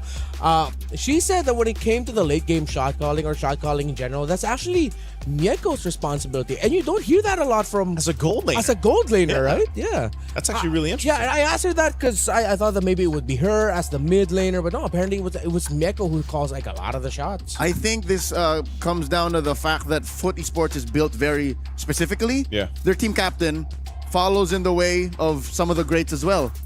SRG, MSC 2024 EWC champion. Their team captain is the XP laner. Same with Foot Esports. It's Unohana. So I guess it's just a matter of delegation, and you trust who you trust in specific times of the match, and that's why they play the way they do. That's why they have the Turkish twist. That's why it's so weird when they just turn it around. It's like, where'd that win come from? Yeah, that's why we were saying, there's now the Turkish delight, there's a Turkish twist. I'm wondering how that happens too for some teams where that conversation happens where, because so far it's so many different roles that are those shot callers, the captains of the teams, and just to think, maybe that's also a reason why we saw the Hanabi be a pickup for Mieko, because and make it so early too. It was in the first half. It was in the first half, and then because of the nature of the way it's played, you can also have a pretty decent time shot calling while playing the Hanabi. Yep. Is she actually viable? That's the question about the Hanabi. But for anything else, we gotta make sure that the two champions, one game, the My Champions Pick event is still live from now till July 27th. Submit your predictions for the MSC and MWI champions for a chance to win 50,000 in-game diamonds in MSC 2021 to 2025 tournament skins. Don't forget to leave your picks under @MLBB Esports post for even more chances to win. Lock in your champions now and cheer for your favorite teams. Hanabi, this is now our third day. After 2 days of action, we're on our third day. How do you feel? Go for her? Or do you, if you can, just go away from the Hanabi? I do not want to fight the stats anymore. Yeah. How I feel about this and what I wanna see has no impact. She's real. I think The Hanabi's real. You know who I feel like isn't as real is the Hirara. Yeah, I feel like Hirara. Okay. As a jungler, for her, I have an actual opinion. Yeah. You have an actual I don't opinion. like it. Yeah, I feel like, not just statistically, but just, at this point, before we get to the knockouts, like, teams have all tried her out. She hasn't worked too well. Yeah. So don't bring her out in the knockouts where you then are in that phase of the tournament. Yeah. If anyone who decides to bring her out in the knockouts and they do really well with her, kudos to you. Keep it up. Yeah. Because we've talked a lot about it in the past here on this stream, that Hirara's that hero that you can't hesitate with. That you really need to have the gusto and the bravery to say, I will fall some maples with going iframes, steal your objective and then run away. Maybe I might get a kill or two on the way. Not a lot of players can consistently execute her in the way that I'm pretty sure that even the devs intended. Yeah. Despite a hero with just being two pressable buttons, I was gonna say, it's just this different variations. She's literally abstract art. She has 4 skills. Yes, she has 4 skills. She has 4 skills, which on paper isn't more than Suyo, because Suyo technically has 6. he has 6, yeah. But Hirara is more complex. Yeah. Until when do we get a hero with like 10? It's just like, you got all these choices they have to make. Because before any of them, before the Suyo, before the Hirara, what was it? Probably Old Veil or something where those are choices. Yeah. That was like a or B. I wish we could get our version of that one guy who likes to defend ancients the one with a lot of buttons and possibilities of ways that you could get skills. I wish MLBB had a hero like that. Maybe someday. I'm sure it's in the works. Yeah. I am sure it's in the works. I hope so. Get us like a 10 skill kit with a lot of ways on how to get those skills. I would love that. Let's look at what Foot is trying to build up. I think that's a Freya first pick or either a Paquito first pick. Or Belleric. I like how they just ban out the Esmeralda. Yeah. Yeah, they could also just pick up the Belleric because at least for them they'll end up with one or either. Because when you ban out the Fovis, when you ban out the Esmeralda, clearly you're trying to set up for just 2 heroes, Paquito, Freya. It's gotta be a Paquito. If it's Unohana, I think it's more of a Freya. More of a Freya person, yeah. Faster, more fighter. That means you're going to be giving the Paquito to the other side. And then it's first pick Hanabi because it's Miyako. You know what? Why not? Why not? Another pick we have to watch out for. We touched on the Assassins earlier, but let's see if maybe Zendaya would want to show up with Selena again. We've had some iconic Selena performances here in MWI, not just on the Stream B, but Stream A as well. Yeah. Carries up, so there's a natural predator. Yeah, they banned the Paquito. They could first pick the Freya, or go for the Belleric surprise first pick. The Marcel's gone. Please, no more juice in first pick. No need. This might just be a Freya. Coach Coins. Whoa. Okay. That's out of left field. This is an Unohana pick for sure. Yeah. But not in the first phase. Not like this. Wow. Not in the first pick of blue. Wow. That's what, because of all the value out there, I'm so surprised that, that's the Benedetta. They're too honest.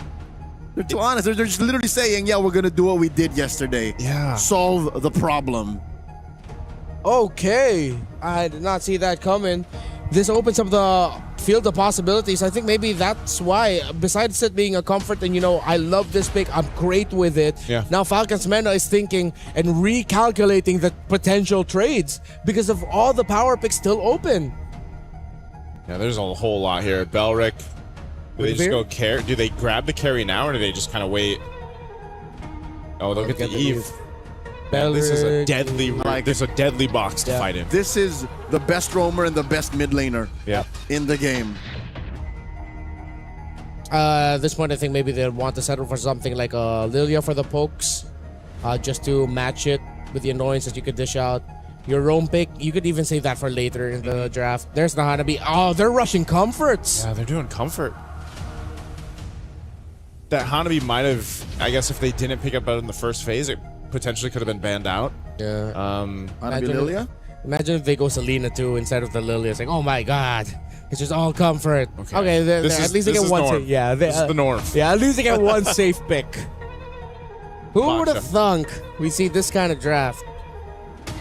If this was okay, they got away with it because the more safe draft would have been first pick box, yeah. And then you go Benedetta. That's what I was thinking. Like, take the box at least. This is such a roundabout way to end up with the first phase you want, anyways. Yeah. So what does that mean, jungle for Falcons Mena then? Do they pick it up now? Funnily enough, if they're crazy enough to do it, X-Borg wouldn't be so bad. It's slow as hell. But oh wait, no, that's better. That's better. They did this. Yeah, they did this. They got away with it. They did this when they dropped Falcon Daisies the other day to face off against Na'Vi. It seems like that's the theme of this draft. Just teams and players getting away with decisions we thought that they couldn't get away with. That's been the theme of MWI, though. That's true. It's been really fun to just see how these ladies end up going through the draft here, just because it's a mix of that comfort, mix of the uniqueness of the way that they play, and it's very different from what a lot of the viewers would see from the other tournaments. It's interesting that we're going into the second phase for Foot without the mid duo. Nothing for Nora, nothing for Zendaya just yet. And I love that Coach Koba's attacking that hard. Taking away the gourd. Would they just go... What else is left? Atlas Farsa? Lilia even? Yeah, we mentioned Lilia earlier. Atlas Lilia. Oh, Selena. Yeah. They banned the respected. One thing I would like them to consider, and because it is my personal bias for this pick, I would like to see a Sicilian. They got the box shot that they're safe. They have the Benedetta, that's their early game rotational presence. To make your late game even more deadly, but Hanabi Sicilian together, it's going to be tough to end the game. Considering that you have a Belleric and Carmilla, those two are just shredded by the two in the late. Yes, that suggestion is a little very, very late game minded. Correct. How do you get there? It's one thing to say, oh, yo, I got a villa. But it's 2,000 miles away. It's 2,000 miles. And we don't have a plane. Thanks. I mean, the Lily is still the safe pick that you can go for. Maybe if you want rotational speed, then you can go Farsa. There's not a lot of hard catch for you. You do need that range. You don't see an EXP laner that will dive you, considering that they banned out the Yuzhong and Freya. Farsa isn't a bad choice. Oh, Falcons Vega may not pick up the Moskov. They know that footy sports are up to some shenanigans across map. Valentina. So stealing the RWM. That's it. You're happy with that? Yeah, that's fine. You got Neve. We got Neve. Technically, I don't know if there's a world too where you maybe take the Wrath of the Dryad. Yeah, possible too. Lock him down. Like if you know it's safe, if you can't find the Eve to steal the RWM, totally fine to steal the Wrath of Dryad. Even the ultimate of the Carmilla. Yeah. I pray she has a flicker. She needs to get out of there. Yeah. What's his last pick gonna be? They need Atlas? that Rome. Yeah, that's what I was thinking. Atlas earlier on. Now that you have the Valentina here, it would even be another layer of just, the Fatal Link's good enough to slow from it too, but it's whoa! Hey! Nora! Nora, why? It's just, okay, I'm reacting this way because if y'all don't know, every time I get to be part of a cast that involves a Hellcurt Rome, it doesn't end well for the Hellcurt Rome. But when I'm not there, the Hellcurt Rome plays like an MLBB god. Hey, we're in Paris. Might change. Might change. And this is I don't know if I've ever seen Nora play Rome Hellcurt. Yeah, they're definitely not, but she's bringing out the... I'm pretty sure that's something I would remember. What if it's unique? Rome Boxer Jungle Hellcurt. It could be. No. I think even with the change with breaking Hellcurt, my brain here. Yeah. He's still a big threat, but like who are you mainly gonna be picking on here? The Eve. I guess the Eve? The Moskov. Oh god. Sora. That's this is gonna be tough. You gave a lot of options for the Valentina. Wait, is there a way? Yeah, this is a Sora into the Valentina. Yeah. I'm just waiting for them to do. Oh yes. Adjustments. Maybe overloading the options. Because now you have really good options if you're Zendaya. The overloading principle only really works if you have such a straight line towards the win. Here it's a little slower because you're all in on the Moskov. Yeah. Well, Falcons mana, odds are in their favor. Belleric currently holding an 82% win rate in 11 games heading into today. 82? 82%. My goodness, what a Best tree. Rome pick today.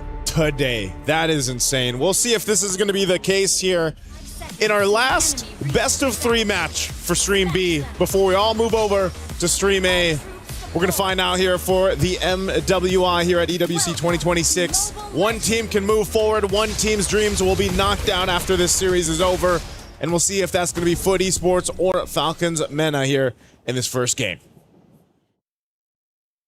Trying to see now the value of this Sora pick, considering that you're giving the shifting skies to the Valentina, which honestly adds an element of the lineup of Foot that they were missing. A big shift.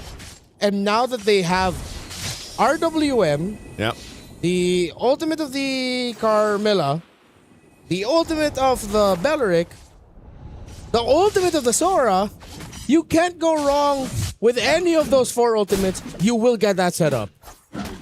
It's almost guaranteed at that point. And maybe, shutting off the lights with Dark Knight Falls might help out. I don't know. Yeah. Maybe that'll second guess the follow through once that setup comes through.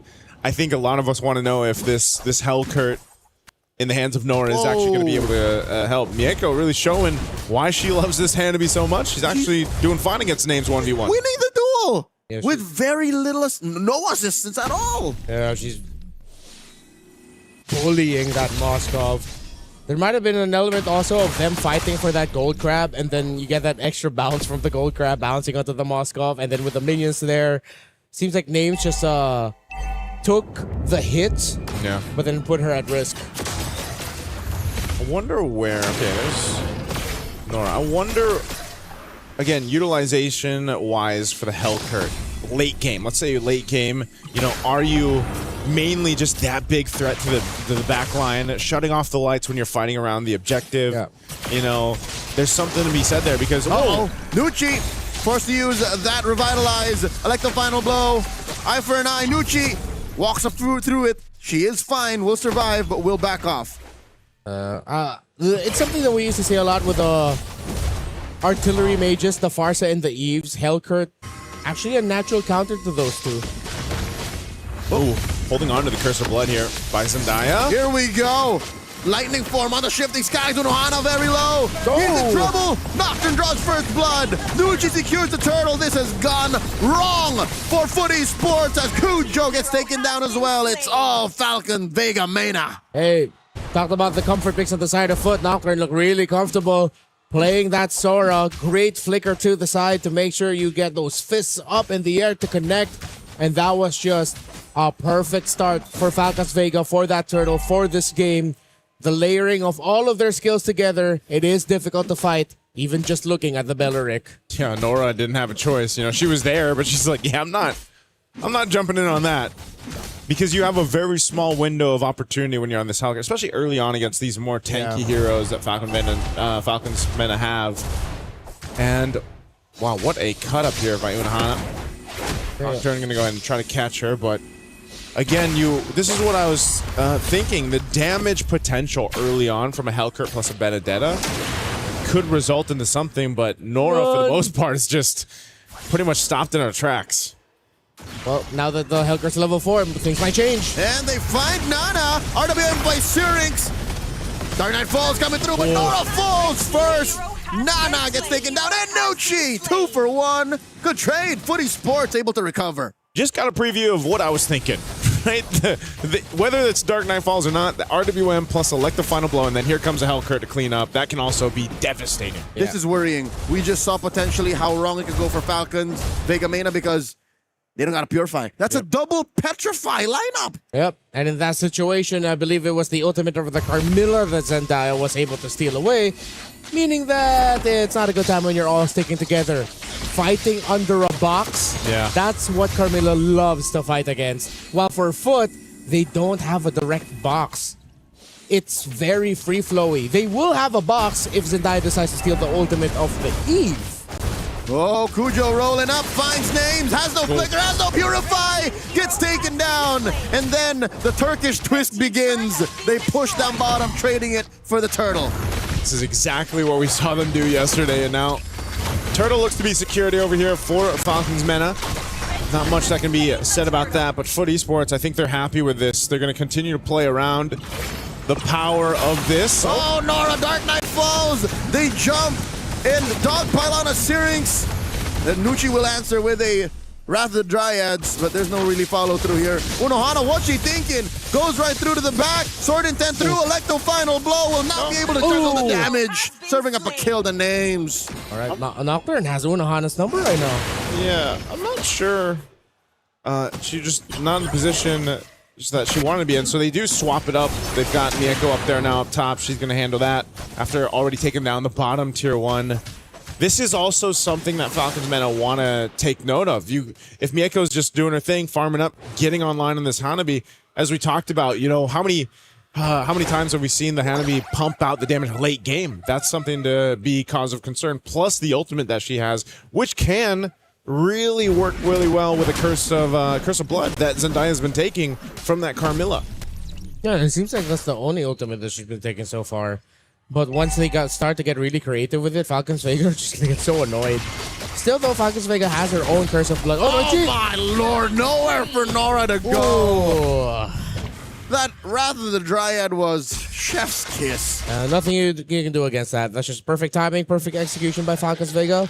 A little bit more of that, and they can start building a lead for themselves. Still, it's good to see that right now it's anyone's game. It just depends on when you get to execute and how you do it. Uh-oh. Mieko here. Forced to use that Aegis. RWM by Syrinx to jump in by Cujo. And the back line taken care of, forcing names to back off and flicker. The shutdown on the Syrinx. Names helping score a kill. Unohana falls once again. Nora looking to hunt down Names. Jumps on her, puts both deadly poison stingers on, but Names stops her from finishing the job. Not enough damage and just enough lifesteal and crowd control to provide the space. That is a highlight for Names. Names, great positioning. I don't know if that was also the stun for the Carmilla, I think, to stop her in her tracks. But again, this was a great attempt at a fight. Names throws the SOD, doesn't follow through right away, but then joins this. Look at Nora. She goes for Names. And Nana's ready. Yeah, she has the stun available too. So she's able to go ahead and stun them and keep her alive. Good attempt by Nora. That was the right call. But still an even better response by Falcons Vega. Now Foot will decide. Let's play the foot twist. Foot twist? The Turkish twist. The Turkish twist. No, not the foot twist. Foot twist. Ouch. I don't want to twist my foot, man. Yeah. Unohana versus 4 trying to clear the waves, and she gets hit by a Spear of Misery, and she will survive this time, keeping herself scarce, safe from 4 members of Falcons Vega. Man, I knocked her now, gets caught by 4 herself up top, and she gets taken down. Ooh, the trades happen across the map objectively and for the kills.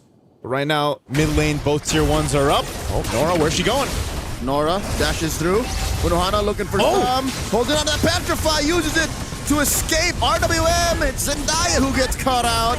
Nucci down to a third of her health. Oh, Mieko is too far off. Imagine the free hits from that Hanabi from this range. Nora looking for the engage, jumps in on Nana. And they will have to concede this tier 1 in mid. Yeah, unfortunately, Nora couldn't get the right Terrify or the DPS to land. Nocturne versus Unohana again. And Nocturne pops it. SOD. Unohana gets found out. Eye for an eye survives, but that's 2v1. Names scores. Names has been pretty on point with the SODs, because I said in the last match, I was like, you know, most of Moscow so far for MWI hasn't really been hitting the mark. Well, right now, Names in this game 1 has been doing just that. Nora, does she take it? Yeah, she takes the purple buff. Good steal. So even though they've garnered some losses across the map, Foot is still getting some wins. Similar for Falcons Vega. Still anyone's game. We're 9 minutes in and the gold lead has just hovered around 1,000. Sometimes getting as low as just 100, 200. Even to the points where it looks like they're about to fight. It's anyone's game still. Yeah. Look at the towers, 2 for 2.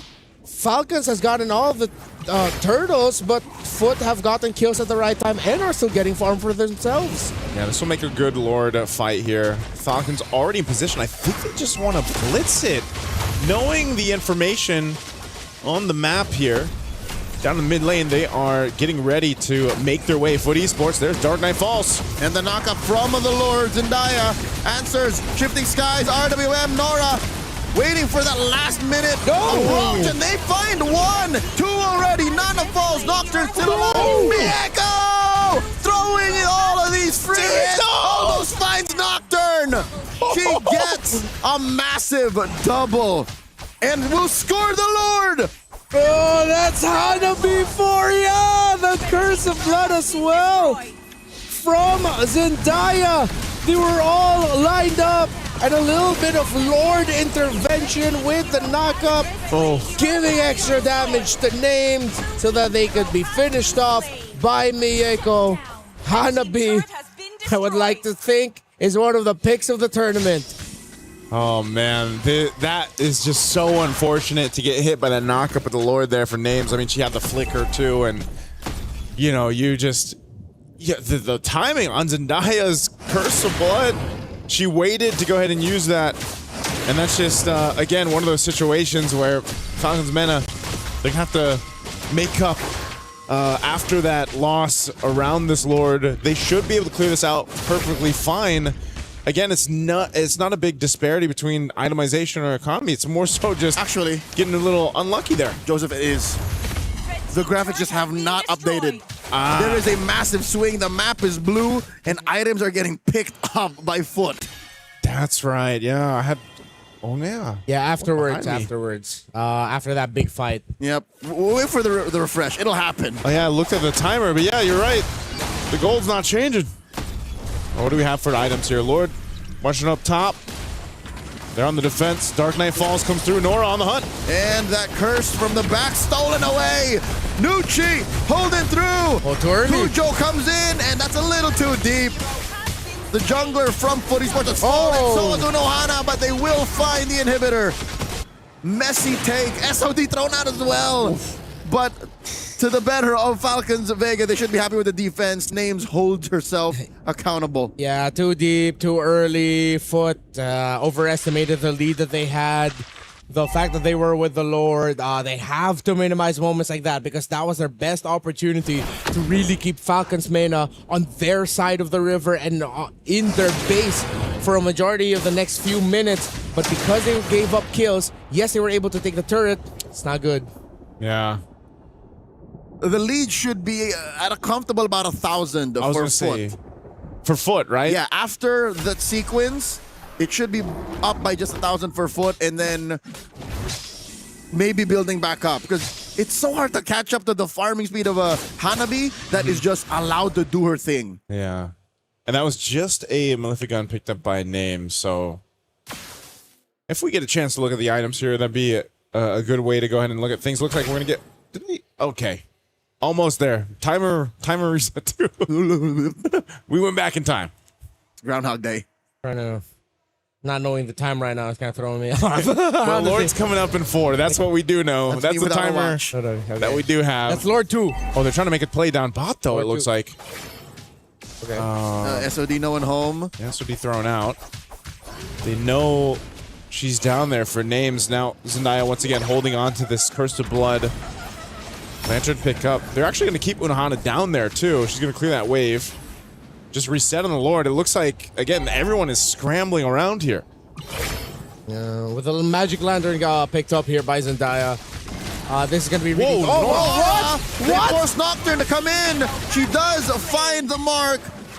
Lightning form from the shifting skies will pick off Nora. And the Lord now approaching half health. Damage on a Nocturne. Nocturne looking to survive, but Unohana has evil intent. It's Nana here. Coming through, Nucci very low, RWM, Nucci falls, Cujo finds her, and Nana goes as well, 2 for 1, currently the trade. Foot Esports looking to secure this Lord. They got it. That was a great adjustment from Foot Esports. Even after losing Nora there, they were still able to kind of bait Falcons Mena into a fight, get the upper hand, and then get the objective.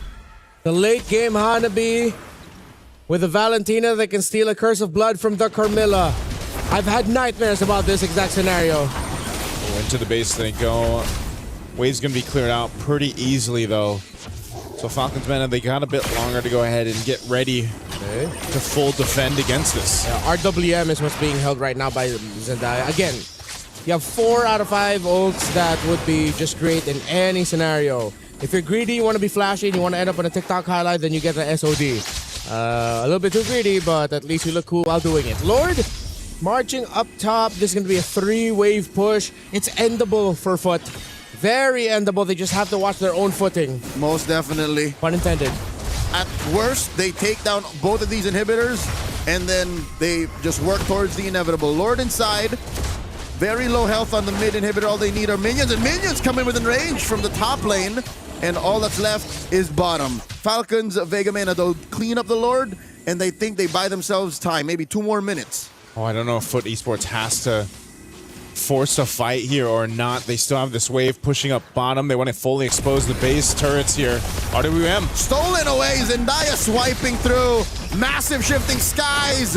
Compromising Unohana. Down she goes. And in comes a Nocturne. Mieko! Put down to an 8th of her health. The front line of Falcons Mena has fallen through and taken care of. Mieko gets shut down. Nora, the only one left. She's trying to get away. Names has plans for her. The forward flicker, the dash. One less survivor for Foot. They had to watch their footing, and they didn't. Beneath the combo of the Carmilla, the Eve, and of course the free hits from Names. Add the Belleric into that as well. Foot have slipped, and Falcons Mena continue to push forward through mid. Oh no! Unohana has spawned. No minions. Cujo and Zendaya coming through as well. This should be fine. Mieko coming in 3. Are they gonna force it? Okay, Electrify blow plus a Petrify through the front lines. Falcons Vega Mena have to watch out. This is their best chance to contest for this Lord in 30. Ironically enough, wow. If Zendaya was more ready, her and Unahana could have gotten like 2 or 3 kills. If Zendaya was like quick enough to read that, okay, this is what Unahana's gonna do, let me steal an ultimate right away, pop that. Yeah. They could have gotten something out of that. Still, it's a defense. They didn't lose any base turrets. They still have turrets on the sides. It's just unfortunate. I feel like that was a moment to be had. Coulda, woulda. Okay, here we go. We got this is all caught up now. Our stats up here, the timing, Lord is up. You got a bit of a lead now. Team Falcons Vega Mena. Good thing they were able to defend that way though too. They hold on barely to that one turret. Now look at the play though up top, potentially to put pressure. Zendaya this time. I feel like it's been more useful to actually use the Curse of Blood. Yeah. Because of the nature of the team fights. Oh, Dark Knight falls. Nora pops the ult, finds Nucci, a blaster, forcing a Wrath of Dryad and the Revitalize, and RWM coming out from Syrinx, SOD no one home, the freeze from Zendaya, Nora re-engages, forcing a Nocturne to lightning form, shifting skies on out. Ults pulled out from both sides. That was their best chance to get a big team fight win, as Unahana was keeping names in the base, clearing up Indian waves, but they just didn't have the damage, or they didn't have the right positioning to make sure that Zendaya could drop a nice Curse of Blood so that Mieko could capitalize. Nora going to the base to send members of Falcons back. And Names is back. Nana checking in as well. Nucci on her tail. And that was enough time and space because Unohana's doing the same thing closer to the pit. Yeah. Oh man, Foot's doing the same thing we saw him do before. Oh, Zendaya with a stolen Curse of Blood. Zendaya taking a lot of damage. Shifting skies once again. Nocturne says lights out for you. And Nocturne is Syrinx. A tag team of damage and crowd control. Nice. SOD one more time. As Unohana falls, but Mieko. The free hits are enough, trading out for her as well. 2 for 4, Cujo. The only one left. Off their timing, Foot. Mistimed the usage of the Curse of Blood. Weren't in the right position. This is definitely endable for Falcons. Cujo alone versus 3 and a wave. They will pop her immortality. And Cujo can only delay the inevitable. Nocturne gets her immortality down. It's about 8 seconds before Zendaya comes in. Falcons of Vega Mena take game 1. Approaching the 20-minute mark there. Falcons Mena make it happen with a base defense and a team fight that was interesting because you have to defend your base. You're forced to fight because you have to deal with everything else that Foot Esports was throwing at them. I think Foot Esports almost twisted their own gameplay. Yeah, it felt like one of those scenarios where they were ready to go for a really great move, but then they realized there was a loose pebble on the floor, and then they just sprained their ankle just a little bit. They twisted their own foot. Again, it looked so good for them, but it felt like there was a bit of a miscommunication of whether or not they were going to go all in or whether or not they were going to reposition. The telling sign of that is when that Curse of Blood was dropped down, it looked like it was dropped at an awkward spot, at an awkward time, because the box of Foot was broken real quick by Falcons. But to be fair, they never had a real box. Yeah. They're always freestyling. If anything, the only real box that they're playing with is the map. And I think they should have kept to their MO. Yeah. It's one of those things where the nature of Foot Esports, the way they play, it kind of ruined their game plan, I feel like, through the course of the game. They got confused maybe 20-30% of the almost 20-minute game. Yeah. Because sometimes you're going like, yep, clearly they're going for the split. And then sometimes they're going, maybe we can fight them. Maybe not, yeah. Yeah, so especially in the times wherein clearly they got the inhibitor, they got what they wanted. Bottom lane, their priorities were clear.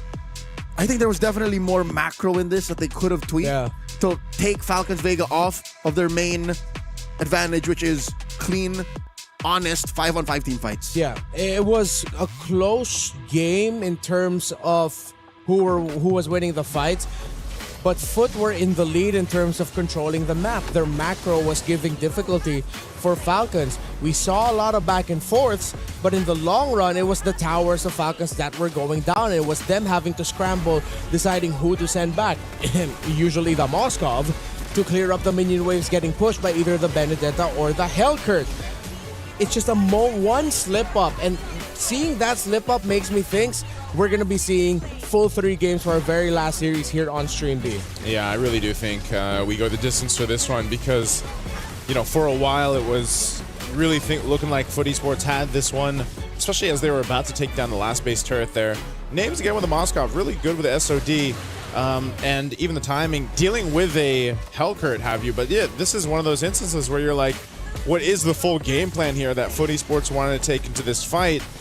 And they just duke it out. Anyway, Names clears things out, SOD lands, and this eventually wins them the game there. Was that fight? Syrinx held on. Syrinx had the trigger discipline with her real-world manipulation. She used it at the perfect time to punish an awkward engaged start by Foot. Syrinx may have had the cleanest game amongst any of the players here. Oh, yeah? The other 9, counting both her teammates and her opponents, Syrinx has my nod for MVP of Game 1. That's why the Eve, best mid laner right now. That's right. Best mid laner right now. The value of just a real world manipulation, the ultimate alone, is so valuable because we have a lot of these team fights that are forced because of also the popularity of the Belric, right? You know that there's going to be an automatic fight. Just like when the Atlas was really picked up a lot, you know you're going to fight around that ultimate. So if Belric is the best roamer, Eve is the best mid laner, is it Moskov or Claude as the best gold laner? Esmeralda in the XP for sure. I would still think Claude, but there's a part of me also, and it's sad because there's a presence of the Belric. I like the superhero I got this moment that carries always bring to the table. You know, that clutch factor gene of just like, hey, all else has failed, but we're in the late game. Yeah. Here's our carry. Carry too. So I guess it's that trio. Yeah. It's them 3 over there. Harith. I haven't seen a white-haired little boy in a while. Very selective of when you can really make it work. How about the jungle? In terms of the jungle... The jungle. The jungle? Is it Baxia? I'm still really... He's the only first pickable. Probably. My favorite, personal favorite, Guinevere. Oh yeah, Guinevere. Probably, but stats-wise, probably the Baksha. Yeah.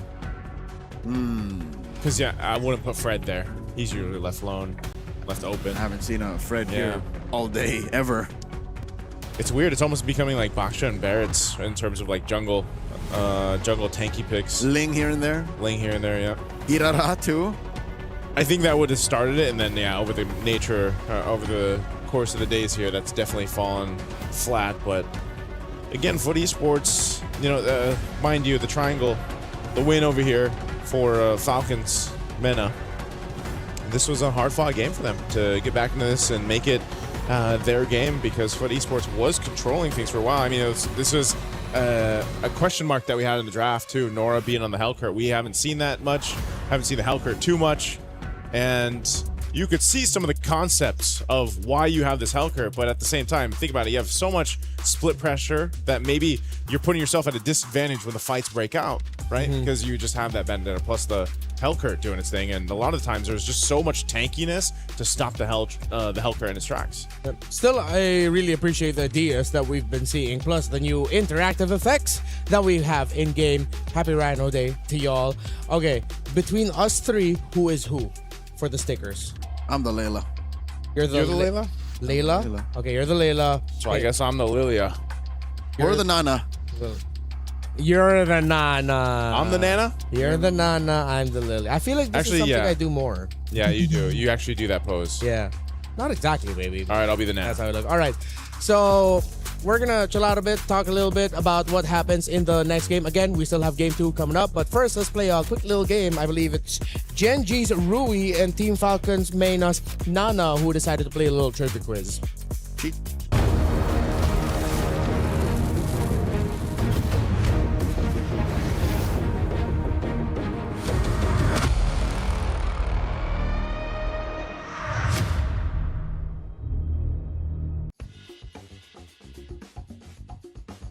Hey everybody, welcome to MWI EWC26. Today, we're gonna have 2 competitors, Nana and Rui. They'll be going in a fierce battle up against each other of true or false. First statement, there are 132 playable heroes in MLBB. True. Ooh, It's false. Oh, yeah, so you were close. I get why you said true. It's a point over to Nana. You guys ready for the second one? Yeah. Tamiz is Dairoth's mentor. 1, 2, 3. True. Yes. It is true. It's 2 points for Nana. Statement number 3. Melfic Roar increases physical penetration by 20%. 1, 2, 3. False. It is false. It's 3-0. Hanabi originates from the Monian Empire. 1, 2, 3. False.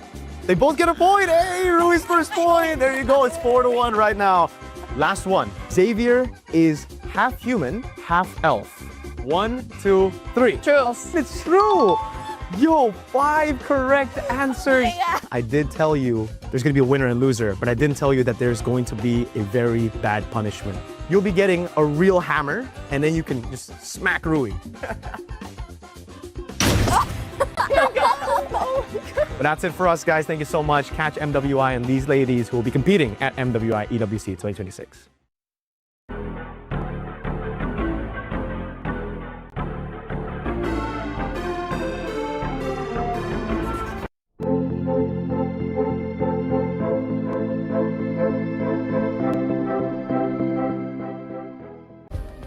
Play is in our DNA. Whenever we let it out, it becomes our superpower. Now imagine an entire city being built to supercharge it. Kadir City, powered by play. We were there. For every click, every clutch, every respawn. We were there for the years of grind. And we're here. Now. The proud founding partner of EWC. Powering the biggest event in gaming. Shoulder to shoulder with the world's best.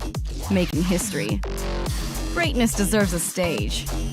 Lenovo Legion. Reach your impossible.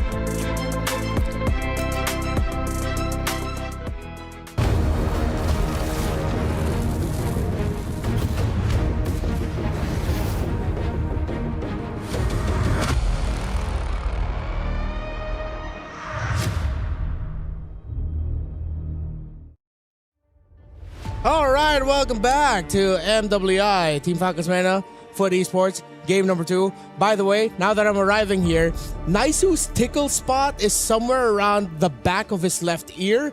Meanwhile, Leo does not get tickled, but you can make him laugh by showing a video of cats. What are you saying? I'm not going to laugh.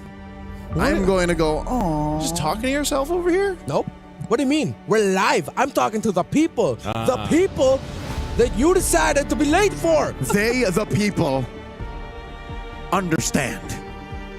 Yeah.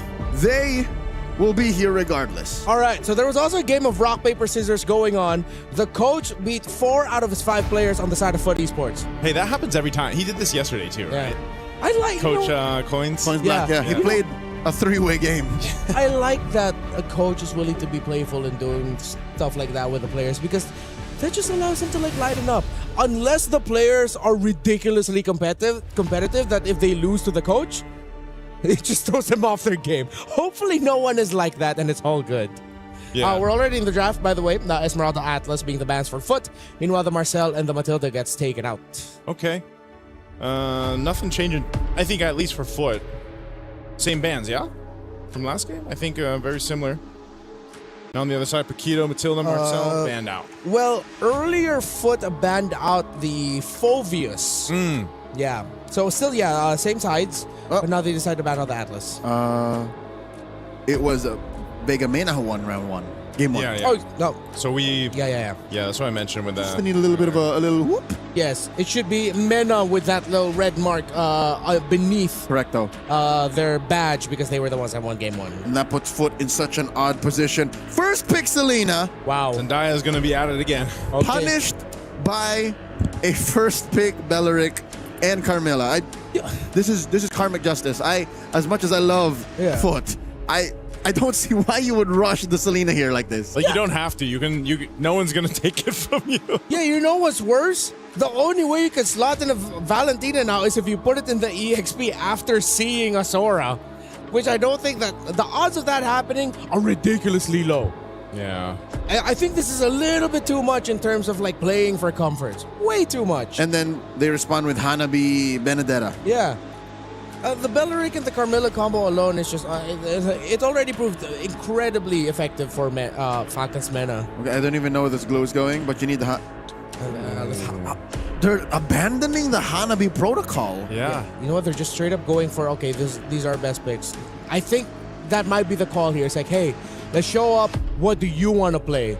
How do you guys want to do this? So this I is think you have to. This is for sure a Zendaya Selena, Nora on the glue, and then Unohana Alice. Yeah. That's it. That's where the roles are exposed. You might as well. I mean, at this point, again, you're facing match point. You're about to be knocked out of the tournament. Sometimes it's better just go with that comfort.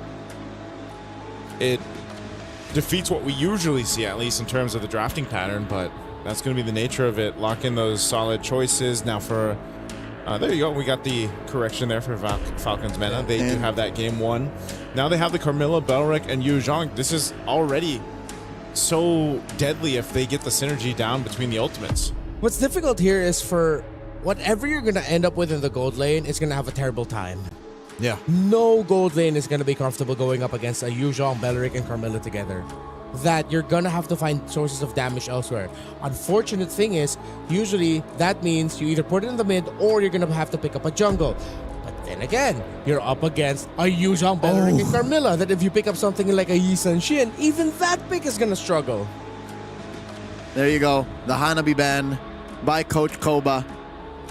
Not like this, not twice. Not in a row. Well, Foot gets rid of Syrinx's Eve. It's odd going in the second phase with both teams not having a mid laner. Yeah. Oh wait, Foot already has a Selena. Yeah.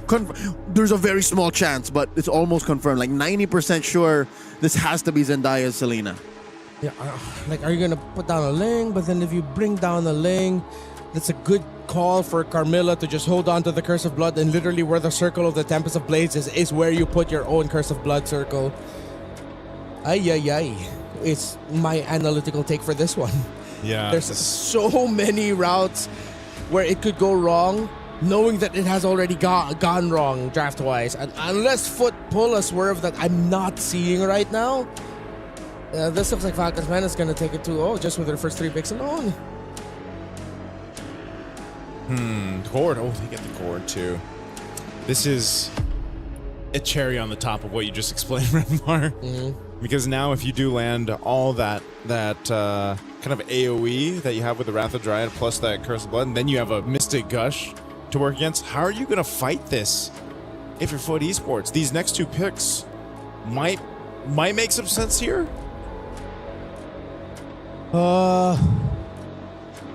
It's really tough. Everything. This is coming from the perspective of a gold laner. Even if this was me trying to pick a hero for myself, I'm just gonna default to my best pick, which is my Beatrix. But even then, I'm gonna be like, guys, please don't leave me. Yeah. Don't forget about me, because I'm dead. Once that Yu Zhang's up on the dragon, pretty much over. So they go ahead with what we talked about as the best pick in the gold lane right now, the Claude, and they pair up a Joy with it up against a Belleric, Carmilla, and a Gord. Foot, if they pull this off, would have pulled off an insane performance against a lineup that should give them so much struggle. Oh man, this is, and the Joy, I know we were asking about the jungle earlier on. I would not put Joy up there currently in the current meta. Not to mention the Joy's running into a Beleric. Into a Beleric, into a Curse of Blood, and you know how susceptible the Joy is to just kind of getting bursted down, and that's what, you know, I mean, he's got great mobility. But what do you do from there? What did they put in the EXP? Not jungle. EXP, jungle, yes. Wait, what? What's your jungle? Jungle Carmilla. Yeah, jungle Carmilla. It's, right. The gold lane is a gold lane. We got used to that yesterday. Yeah. All right, Gary. No, Claude. we just saw it in game 1 too. Wait. Game 1, and then it was debuted in yesterday. Yeah, but also mentally, we've seen plenty roam Carmillas. I'm just looking at either the Joy or the Selena. That's who's going to win the game for Foot. It's between the arrows or the really well-timed electrifying beats. Or through a miracle, Mieko does Foot Esports things again and just splits the map. Yeah. She can do that. Wait, Moscow didn't get banned, no? Nope. They picked up the Claude. So it's a plan B or C at best that they split the map with the Claude. Yeah. So they want to win fights. Oh no, excuse me, they banned out the Moscow. So so all the more I think it could be a solid plan B. Yeah. Well, it's down to some comfort, I'd say, for Foot Esports. Again, they were in high spirits before the draft. Let's see if they can continue their lives here in MWI. EWC26, they need to get a game to get to a game 3 and even out the series against Falcons Mena. We had a long game 1, 19 plus minutes. How will this one fare out? If they open up the map, Falcons does not have enough response to aggressive split pushing. They're going to have to send at least 2 every time. Meanwhile, the Claude can pretty much solo a lane opposite of the major objective while just having one member of the team hovering around the bush and the river nearby. You don't need to be with it. Best case scenario, she can even double lane. Yes. And then just continue, depending on however the major objective fight goes down, to split push or join in Blazing Duet. Like, this is solid. Again, it's not like Foot Esports has a disaster of a draft. It's just very difficult, and there's a lot of cope involved for you to see how it might work out. Yeah, there's a lot of tendencies that have to fall in place for certain win conditions to come through. Let's see if they can make it happen again. No one goes down early on. It's been a while since we've seen the Joy come out as a successful pick, at least so far for MW. How many times has it been We've picked seen up? once or twice over the past couple of days, yeah. I believe it lost the last time I saw it, but it did have a crazy stat line. Yep. Unohana taking a lot of damage between Nana and Nocturne. I mean, this is counterproductive. She'd like to stay underneath, these chunky heroes, but not like this, not now. She's not tanky just yet. She burned her flicker. Yeah, that flicker being gone. Turtle's up though, so let's see what ends up happening here. The team doesn't really want to fight this just yet. Zendaya did show us that she's very confident with the arrows yesterday. Searing's playing this close though too. She's got a flicker, but if she gets caught by one arrow, unfortunately, Searing's will go down. Yeah, really great arrows by Zendaya. Wow. She knows the angles here. This is why they picked it up so early on. Another arrow thrown out. Oh! Putting Syrinx down to half health. Answers with an athletic flicker and a gush. Down goes Unohana, but Kujo finds her. 1-for-1 trade. Nocturne already used the black dragon form. Zendaya throws out arrows once more, and Foot made their bed, and they're gonna lay in it. They're giving the turtle over in a trade for the purple. Good call by another Foot. arrow.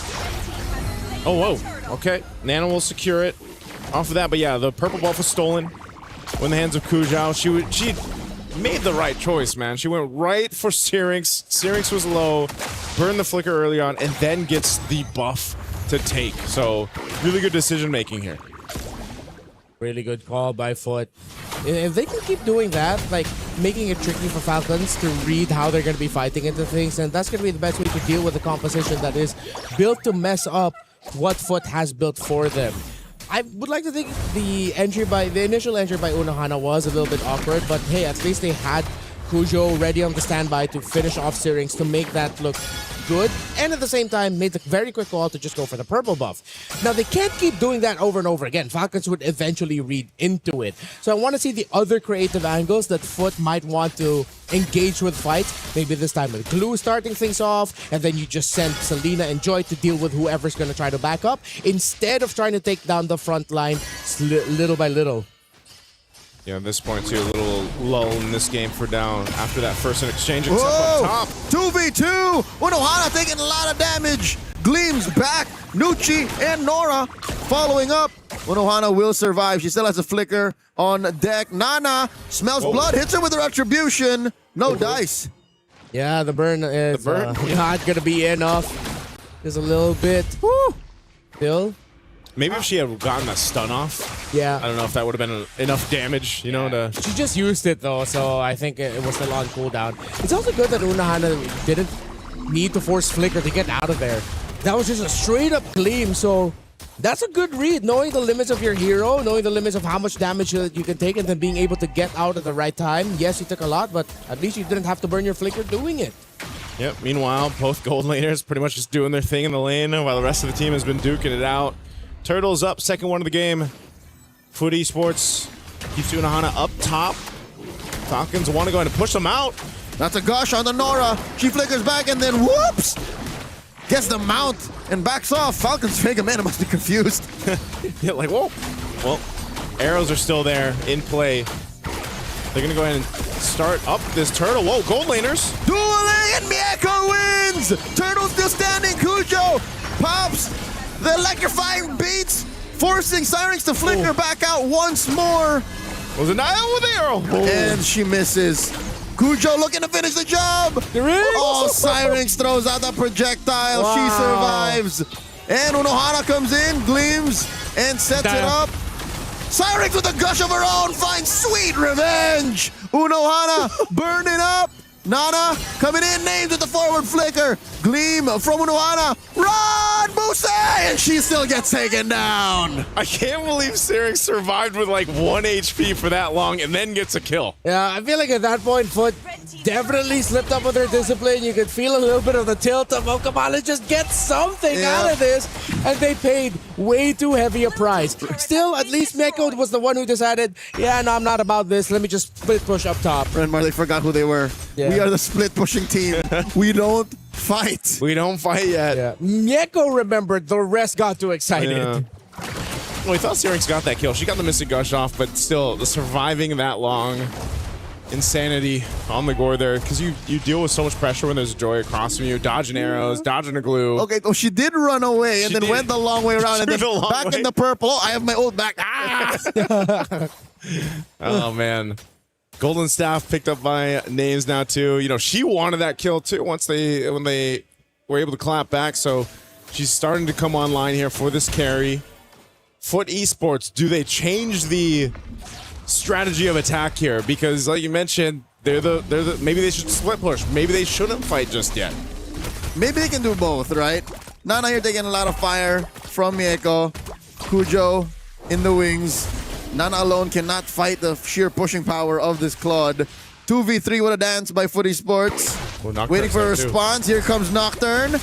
Comes in. BMI by Mieko. Fast feet. Already popped that Purify. And Falcons Vega Mena successfully defend their tier 1. You know, it's entertaining. Despite it being messy sometimes, I like to see more of Foot fighting.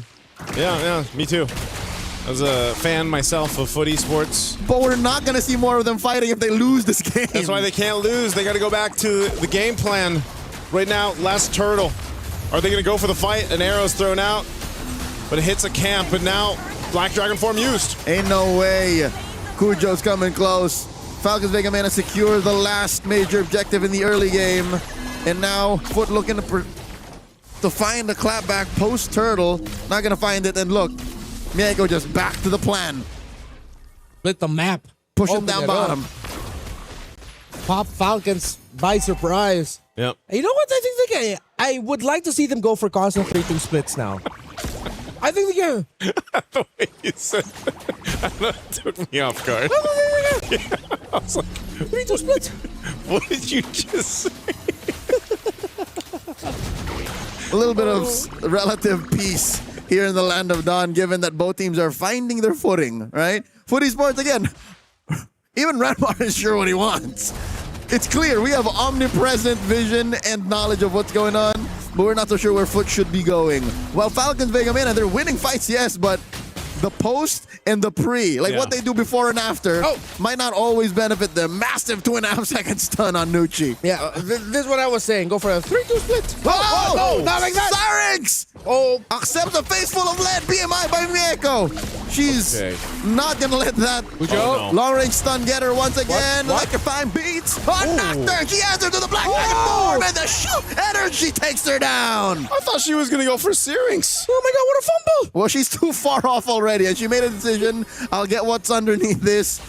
I think half the shots were turret shots. Yeah, they were 100%. Yeah, that was a massive fumble there. Again, Foot are getting overexcited. It's very clear now. They're slipping on the discipline, and they're taking fights that they shouldn't have. Another Mystic Gush! And they get the mount. Nana here backs on off. Syrinx drops the projectile. This is looking bad for Nora. The true damage out of the gorge passive, putting her down to a third of her health. Ooh, man. And these mistakes, these a little overzealous mistakes from Foot Esports might end up losing them this Lord too. Might end up losing them space on the map. They're just going to be bullied off by Nucci here. Unhana trying to get into the zone. Kujo! Lord still standing. Nana secures the gush. Helps Nucci score a kill on Kujo. And this is what we're saying. Foot, you're not ready to fight, not yet. Kujo just got blasted. A harsh reminder with every fight that the first 3 picks alone of Falcons, adjust as you want, adjust as much as you can. The 1 + 1 = 2 that is way too difficult to fight against. Ooh, that is unfortunate. But now this time, Foot Esports has to decide, can they pull the defense off? I mean, there's plenty of ground to cover here. Again, there's only one turret down that Falcons Mena has managed to get at the 11-minute mark. But with this Lord, they'll get some more real estate across the map. Oh, Black Dragon form. They ready to fight. Nora coming in. Hana, massive Throne of Ruin, but no follow through. They won't even get the trade for Nocturne. Blazing the wet by Mieko. Point blank. Taking down the Black Dragon. In comes Kujo. Late entry. Electrifying beats finally finds Syrinx. After all this time, and Kujo burning up, but lives. 2-for-1 trade. Lord still standing down bot. A glimpse of hope for Foot. The damage is starting to be felt, but how much more can they take with the pushes, with the minion waves, clutched by Mieko, able to take down that Lord with the Holy Shield, before that it could push and deal damage to the turret. Zendaya gets spotted out by Nucci, dashes on through. Look at the damage being rained down upon these frontliners. Nora looking for the mount, and she just built her cursed helm. Yep. All right, Foot Esports holds on. They didn't lose too much of anything in the base turrets, but as we expected, Falcons Mena got a few more turrets, about 4 of them off that first Lord, and I think that's something they're going to be happy about. Just gaining more ways to find these fights around Foot Esports, because now that we're seeing the arrows, right, being continuously thrown out by Zendaya, it's landing on the marks, but how do you follow through off of that? Is it just an arrow? I mean, the concept of the arrows are very different from obviously having a gourd where he's just waiting for that setup. But Kujo has been the one, I feel like, that is causing a lot of problems for Falcons Mena. It's very problematic for Kujo. Compared to the last time we saw Joy, there's really way too much to deal with. The 2 deaths that Kujo has gotten has been her showing up, not having enough damage, and then just getting crowd control at the worst possible time that it's so easy to take the Joy down. That or neutral objective related deaths. Yeah. Not even what came to her, it's just the situation demanded her to be there. Yeah. Oh, Kujo. Uh-oh. No vision! She gets caught out! The Bellaric! The natural predator to the little Leonin. That's not on you. Yeah, that's y'all saw what happened. No vision. One of the rare moments you don't need to analyze. Syrinx gets knocked up. Nora looking for the mount, finds it on Names. Black Dragon form the answer back. Unohana finds him. Mieko served up a double kill to Unohana, and now Nocturne falls as well. 1 for 3 trade underneath the Lord. They have have no retribution, but they have the numbers advantage. A massive mistake from Falcons Mena. Nana is trying to go for the Lord. In comes Nana, she has the retribution. Whoa! And still finds it, survives at the last second. But it's a Pyrrhic victory for Falcons as they lose 4. And now they might have lost 5. Down goes Nucci, and so does the Tier 1 in mid. Footy Sports turn the tables. Plot twist after plot twist. They still have 2, but Syrinx is back. They're not going to be able to end it, though. Zendaya dashes through, jumps through the wall, survives, refusing to concede more bodies to Falcons. Vega Mena Lord spawns up top. Okay, before that amazing take from Nana to be able to get the Lord, keep them from keep themselves in the game, you have to take note to that fight even after they took out Kojo. The thing is, Names got caught by the glue, right? Nora was there, and Names has to be alive for these fights, so the positioning needs to be something to keep in track here for Falcons Mena, but great turnaround for Foot Esports. This has been the nature of some of their games over here at MWI. How are they on the defense, though? They look really good in the fight. They look good when they're splitting. But how? Whoa. Another gush by Syrinx. Nora still eventually finds the mount and gets let go. I think it was on Nocturne, and she cleansed it with a Black Dragon form. Free pickoff for Falcons Vega. Oh, no. This is going to be a really bad defense. You have 3 waves coming in. Yep, without Nora. Look at Unahana, though. Can she find this gleam at Throne of Ruin angle? She has no Throne of Ruin. There it is. She clicked it. She missed. She only hit 2. Syrinx gets very low. Unohana falls, and Kujo coming in from the back finds Syrinx. Nucci with the enchanted hits, and Kujo falls. It's literally down to Zendaya now. Salinas are not known to defend. Not like this. In comes Nora. The wave is still standing, and Falcons Vega Mena drop Turkey's Pride 2-0. Falcons Mena, 3rd MWI in a row for Names, and she's going to the knockouts. You see what it means for them. Vindication at last. Well, unfortunately for Foot Esports, their journey and their tournament ends here. Thank you for your efforts, Foot. But it's time for Falcons. Nocturne, a daughter of Turkey, with her Mena squad victorious. And no regrets. Oof. Again, what a match. What a way to celebrate. What a game. What a game. I think we've seen more action in game 2 and more twists and turns than you could have collectively seen in a day. What man, what a way to come together, I feel like, for Falcons Mena. After what we've seen now for the previous matches and everything else, they're really feeling that one. And even when they kind of fumbled a little bit on one of those Lord fights, and then Nana somehow was like, "Oh guys, I got this." And she goes and gets it. Yeah. You saw all the smiles and laughs on the player cams, and like, nice one, you know? Yeah, they Denied. They knew they needed Nana to get it, and she held on just long enough. He was about to go down. If she panicked and popped her retry, actually, if I'm not mistaken, she might have popped her retry early. Yeah. And just left it to the little advantages the junglers have without a retry to be able to get the Lord. The damage ticks. Yeah, the damage ticks. Because she knew she was going down. So to expedite the process, instead of waiting for the retry threshold, she just said, bang, I hope I do enough damage. Because she would have died if she waited for the last moment. Yeah. There was a chance. So she's she left nothing to chance. She just knew, I'm a jungler. This is my rightful heir. Nope. She claimed it. Yeah. Oh man, we look at the highlights too. This was the concept of what we talked about with the composition from Falcons Mena. You saw it multiple times.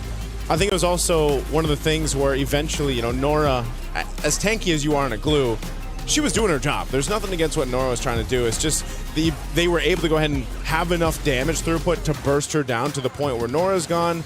Your kind of composition will fall apart a bit, and that's why, you know, Kujo was looking for those back angles to go through. Mieko was also trying to utilize all that time she's farmed up on the Claude. But again, I think Falcons Mena just did a really good job at adjusting on the flow. Here's Nana, where she goes in and makes this effort to take this Lord. I mean, look at that. Look at that move. That could have been just straight up mind games. She knew that they would target her first. Yeah. So she retreated and just targeted the Lord. Yeah, you saw the bit of a scramble here. Although that was a great move by Mieko Unahana, great attempt as well. But this is, again, the simple thing about the lineup, bang. Simple thing about the lineup is that even with just the Belleric, the Joy will already struggle. Because if you use your electrifying beats at a time where you cannot cleanse a little bit of that crowd control, you will just eat crowd control and get taken down really quick. That's the glass cannon nature of a Joy that Belleric excels against incredibly well. Yeah, if you have max stacks on electrifying beats, you're only immune to slows. Yes. Yeah. So a taunt or anything beyond that would put you down, and that's what happened here. Unfortunate because she knew what she was getting into. Yeah. Oh man. Pretty sure that wasn't Turkish. Yeah. Most likely. Nocturne feeling good. She was saying thanks. Thank you. Teşekkürler. Thank you for a great match. Is it teşekkürler? Is it It is. teşekkürler? Something like that. Something like that. That's how you say thank you in Turkish? I've been trying to learn just that phrase for about 2 years now. Teşekkürler. Boy, he's saying it so quietly. Teşekkürler. Just to make sure. Yeah.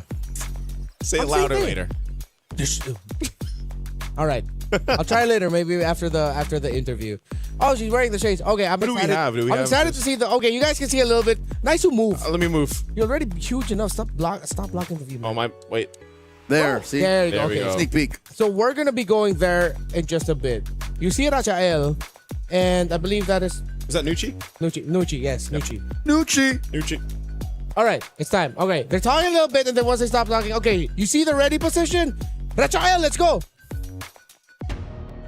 Thank you so much, Renmar. We're up here on stage. Congratulations, you didn't get your key crush today.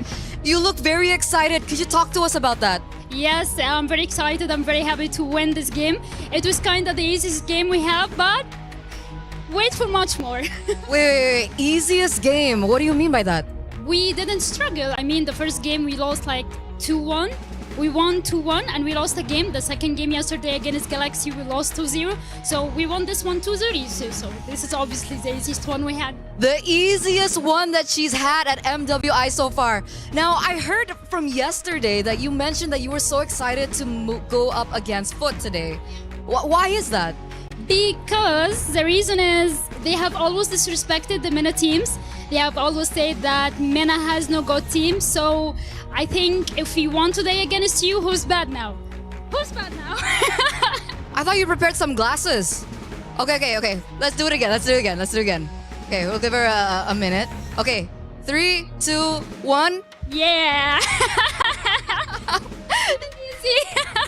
She's feeling it 100%. She is feeling it. How did you bounce back from yesterday? Was it just because of that motivation? Well, we kind of was trolling yesterday against Galaxy because we wanted to go against Food, because we wanted to be the one to eliminate them and break their own key. So yeah, you got it. Well, you've done that right now. You will be doing it as well later on. I want to start try hard again now.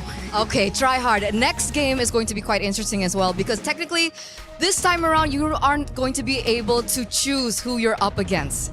It's obviously either Team Ray Young or Geltec. Who do you think they'll choose first, and who do you think will be choosing you? I think I'll choose Geltec because I love Kiwi. I want to play against her. Oh, so you guys are friends? No, we're not. Oh, you're not friends. Oh, you're a fan. Why are you a fan of her? Because I like her. She's sweet. She's a kind person. I don't know. I just like her. Okay, we're feeling the excitement here up on stage. And of course, we do want to ask, finally, do you have any messages to all your fans back at home?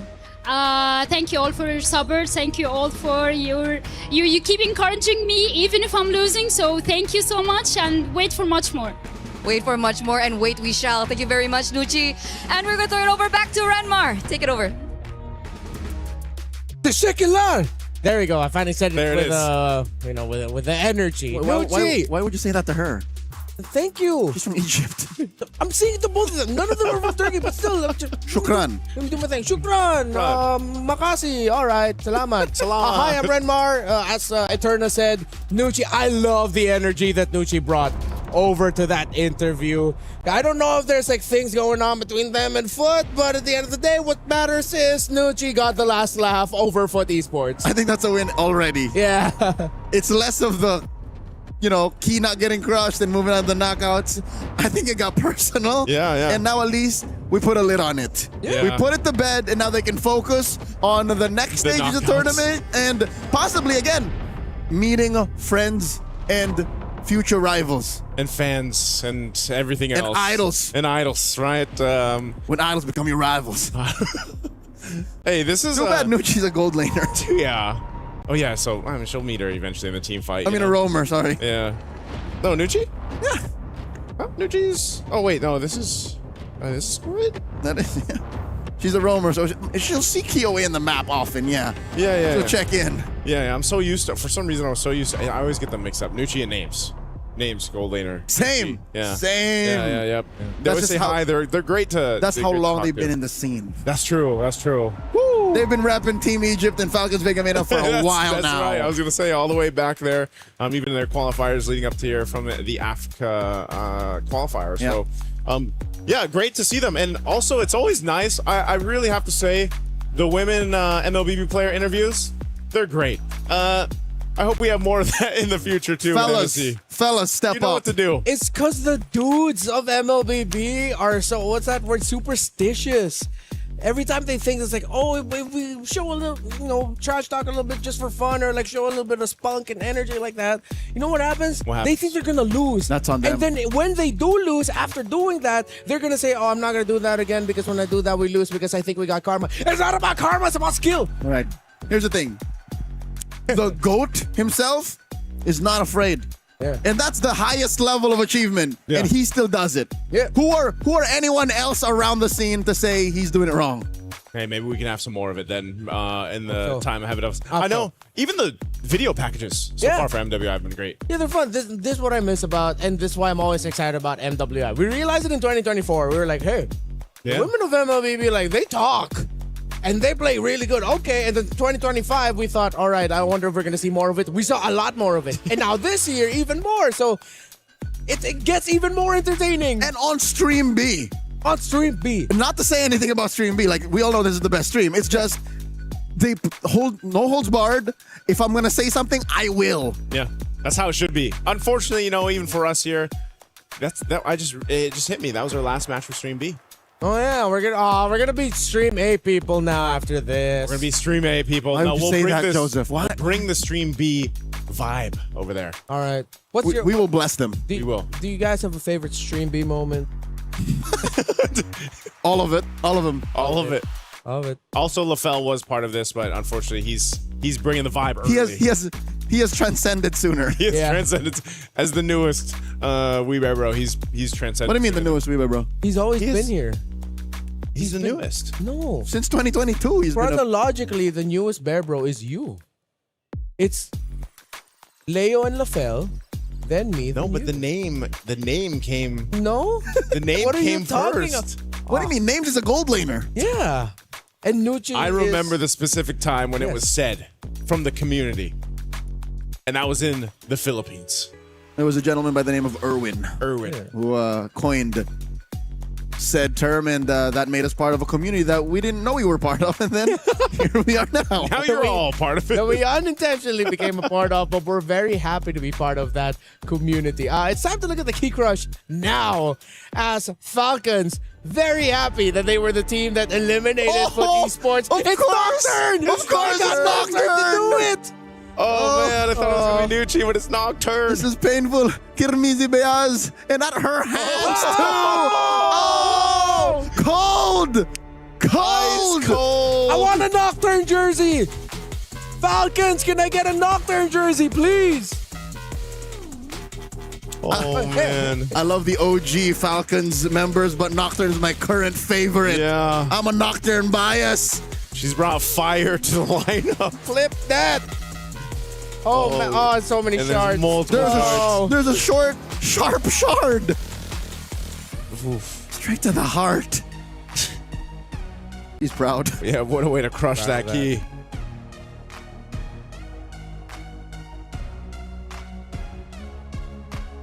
That's the last Key Crush on Stream B. Oh. Can they not close Stream B? Can they just keep it running? Can they just get the program Stream A and put it here? I don't know if they've had anything like that. I want to say goodbye. Do you know what I am on Stream A? What are you? I'm a reporter. You're a reporter? Not that okay. I started off MWI 2024 as a reporter. I became a desk host, and I've been desk hosting ever since. So now it's just funny because they go from roast reporting to little old me. What do you mean, little old you? What do you mean, little? I'm pretty sure everyone in the community knows how Rose looks like, how great she is at what she does. I'm not saying it's a downgrade going to me to report. Sounds like an upgrade to me. But I'm following along. I understand why some people might be like, hey, really? He's going to be reporting? Where's Rose going to be? I don't know where I was both going. start with R. I don't know. Yeah, I don't know where I was going That's with this why joke. I had the shovel out, dude. I don't know where I was. Digging the hole. I had a punchline. Where is this going? Where is this going? I had a punchline I was leading up to, but I just pretty much self-deprecated way too hard. And you forgot the point. And I forgot the point I was making. Lost the plot. Okay. What do I want to ask you to? I already asked about your favorite Stream B moment. All of it. Do you have after all the games that we saw on Stream B, favorite player besides Nocturne? Ooh, that's tough. Alright. I'll start it off. I'll go Chi-Boy. Chi-Boy Team Ray Young. I guess. Yeah. She's the one who was like, oh, we almost lost because I kept pressing the wrong button. Yeah, that's true. That's true. Yeah. I was going to say Chi-Boy, but... It doesn't need to be different. I'll go with Leo Bun because she's one of the first players that I got to interview. Her and Livin. All right. Okay. So they're, that's a new thing for me. I don't know if I'll get to do more interviews sometime. But Lema has a lot of fans. Count me as one of them. Lema of Galaxy Phoenix. Oh, yeah. Yeah. She was fun. Lema? Lema. Yeah. Oh, right. You got to interview GXP. We all got to interview a bit, huh? Yeah, we did. Did Even LaFell? Yeah. Yeah, he did. Day one, he did. Day one. Yeah. That's right. Day one. Oh, yeah. Wow. We did everything here on Stream B. Stream A has like 27,000 talents. People. Yeah. And Stream B has us four. We Bear Bros. We Bear Bros since 2022. And I see little Chloe over there, right there. Who? Little Chloe. Jose. Oh, yeah, that's Chloe. That's Little Chloe. Jose. Little Jose. We got our friend. Jose He's a talent as well, but also today he's working as a technical officer. Yeah. Jose Officer, man. Let's look at the brackets on your screen right now. I think we have the results as well from Group A. What's been happening over in Group A? I mean, Stream A. The last time we checked, Navi. That's B though. That's Stream. That's no, Group B. We closed up Group A for sure. Yeah, Okay, Team Ray Young, Celtic Cyber Team, Team Falcons ID swept Twisted Minds, while Zeta swept Virtus Pro is what we saw. So those are the teams from Group A advancing. Okay, and then what do we have here for the results for Group B? Give The us the anticipation update. is killing me. Okay, so the upper half is good. Vitality, Galaxy Phoenix, and Navi swept Gen G. Former finalists and former champions had to meet here, and only one moves forward, and of course, Team Falcons Mena. It's an unfortunate look that the Stream B closers are all Filipinos. Ooh. But thank you, Genji, Navi, advances. Wow. This is the Falcons ID smashing ceremony. Rob commentating the whole affair. Sure is Hollywood. Rob Hollywood. Hollywood Rob TV, his real legal name. Rob TV. Yeah. He showed me his birth certificate. I was surprised. He brought it out from Ohio. Yeah. His first name Hollywood, middle name Rob, last name TV. I think that's of Norwegian descent TV. Yeah. I was just thinking, how many crushers did they bring? There's a lot. I'd say a dozen. That one popped. Oh, that was. Oh, even she was like, "No man, I'm so sorry." The shrapnel was there. There we go. This is Navi popping Gen G's. This is who you call Murray. Murray? Wait, is it Murray? Murray? Sometimes I mix up their names and their faces. That's definitely Murray. I love y'all. This one's gonna. Why do I feel like their crusher is more violent? Yeah, our crusher is like a nice little. I think it's because Damascus and Hollywood Rob just egg him on. Hollywood. They press it harder. Yeah, those are our friends from Stream A, by the way. Yeah, Hollywood Raw TV and Damascus. And Mirai is used to this. Mirai has done this several times. Yeah. Oh, we gotta see the crush. We're gonna go. Does it pop? Oh, okay. Oh no, it's a nice. Oh, that was a. I don't know if that picks up, but that was a snap. That was Gen G's key. Yeah. Dang. Good try, Gen G. All right. You know what? We've made so much memories here on Stream B. We've seen the rise and fall of teams, joy, and the opposite of joy, which I forgot the word on. But it's not over yet. The women of MLBB still have more action to show as we now head into the knockouts. It has been us, the We Bear Bros. On behalf of LaFell and our wonderful production team, my name is Renmar. This has been Leo. This has been Naisu. We will see you on Stream A as the action continues for MWI at EWC 2026.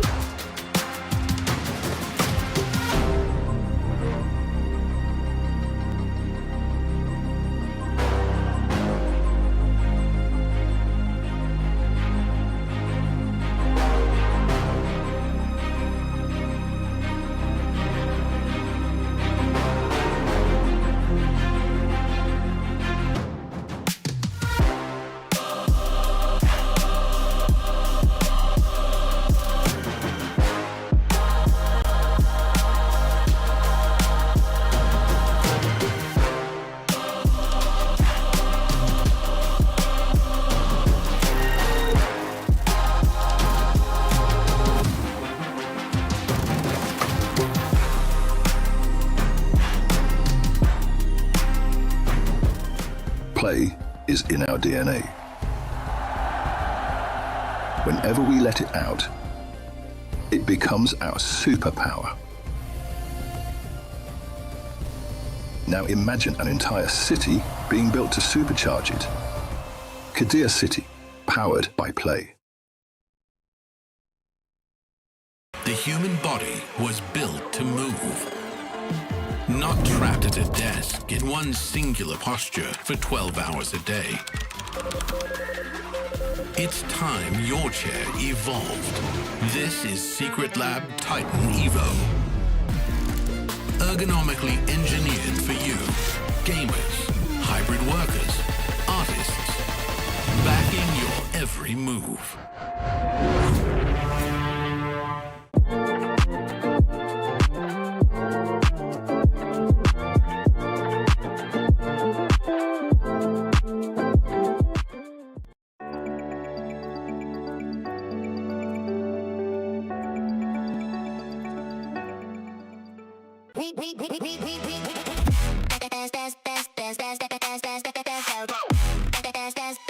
We booked Expo's World Cup up.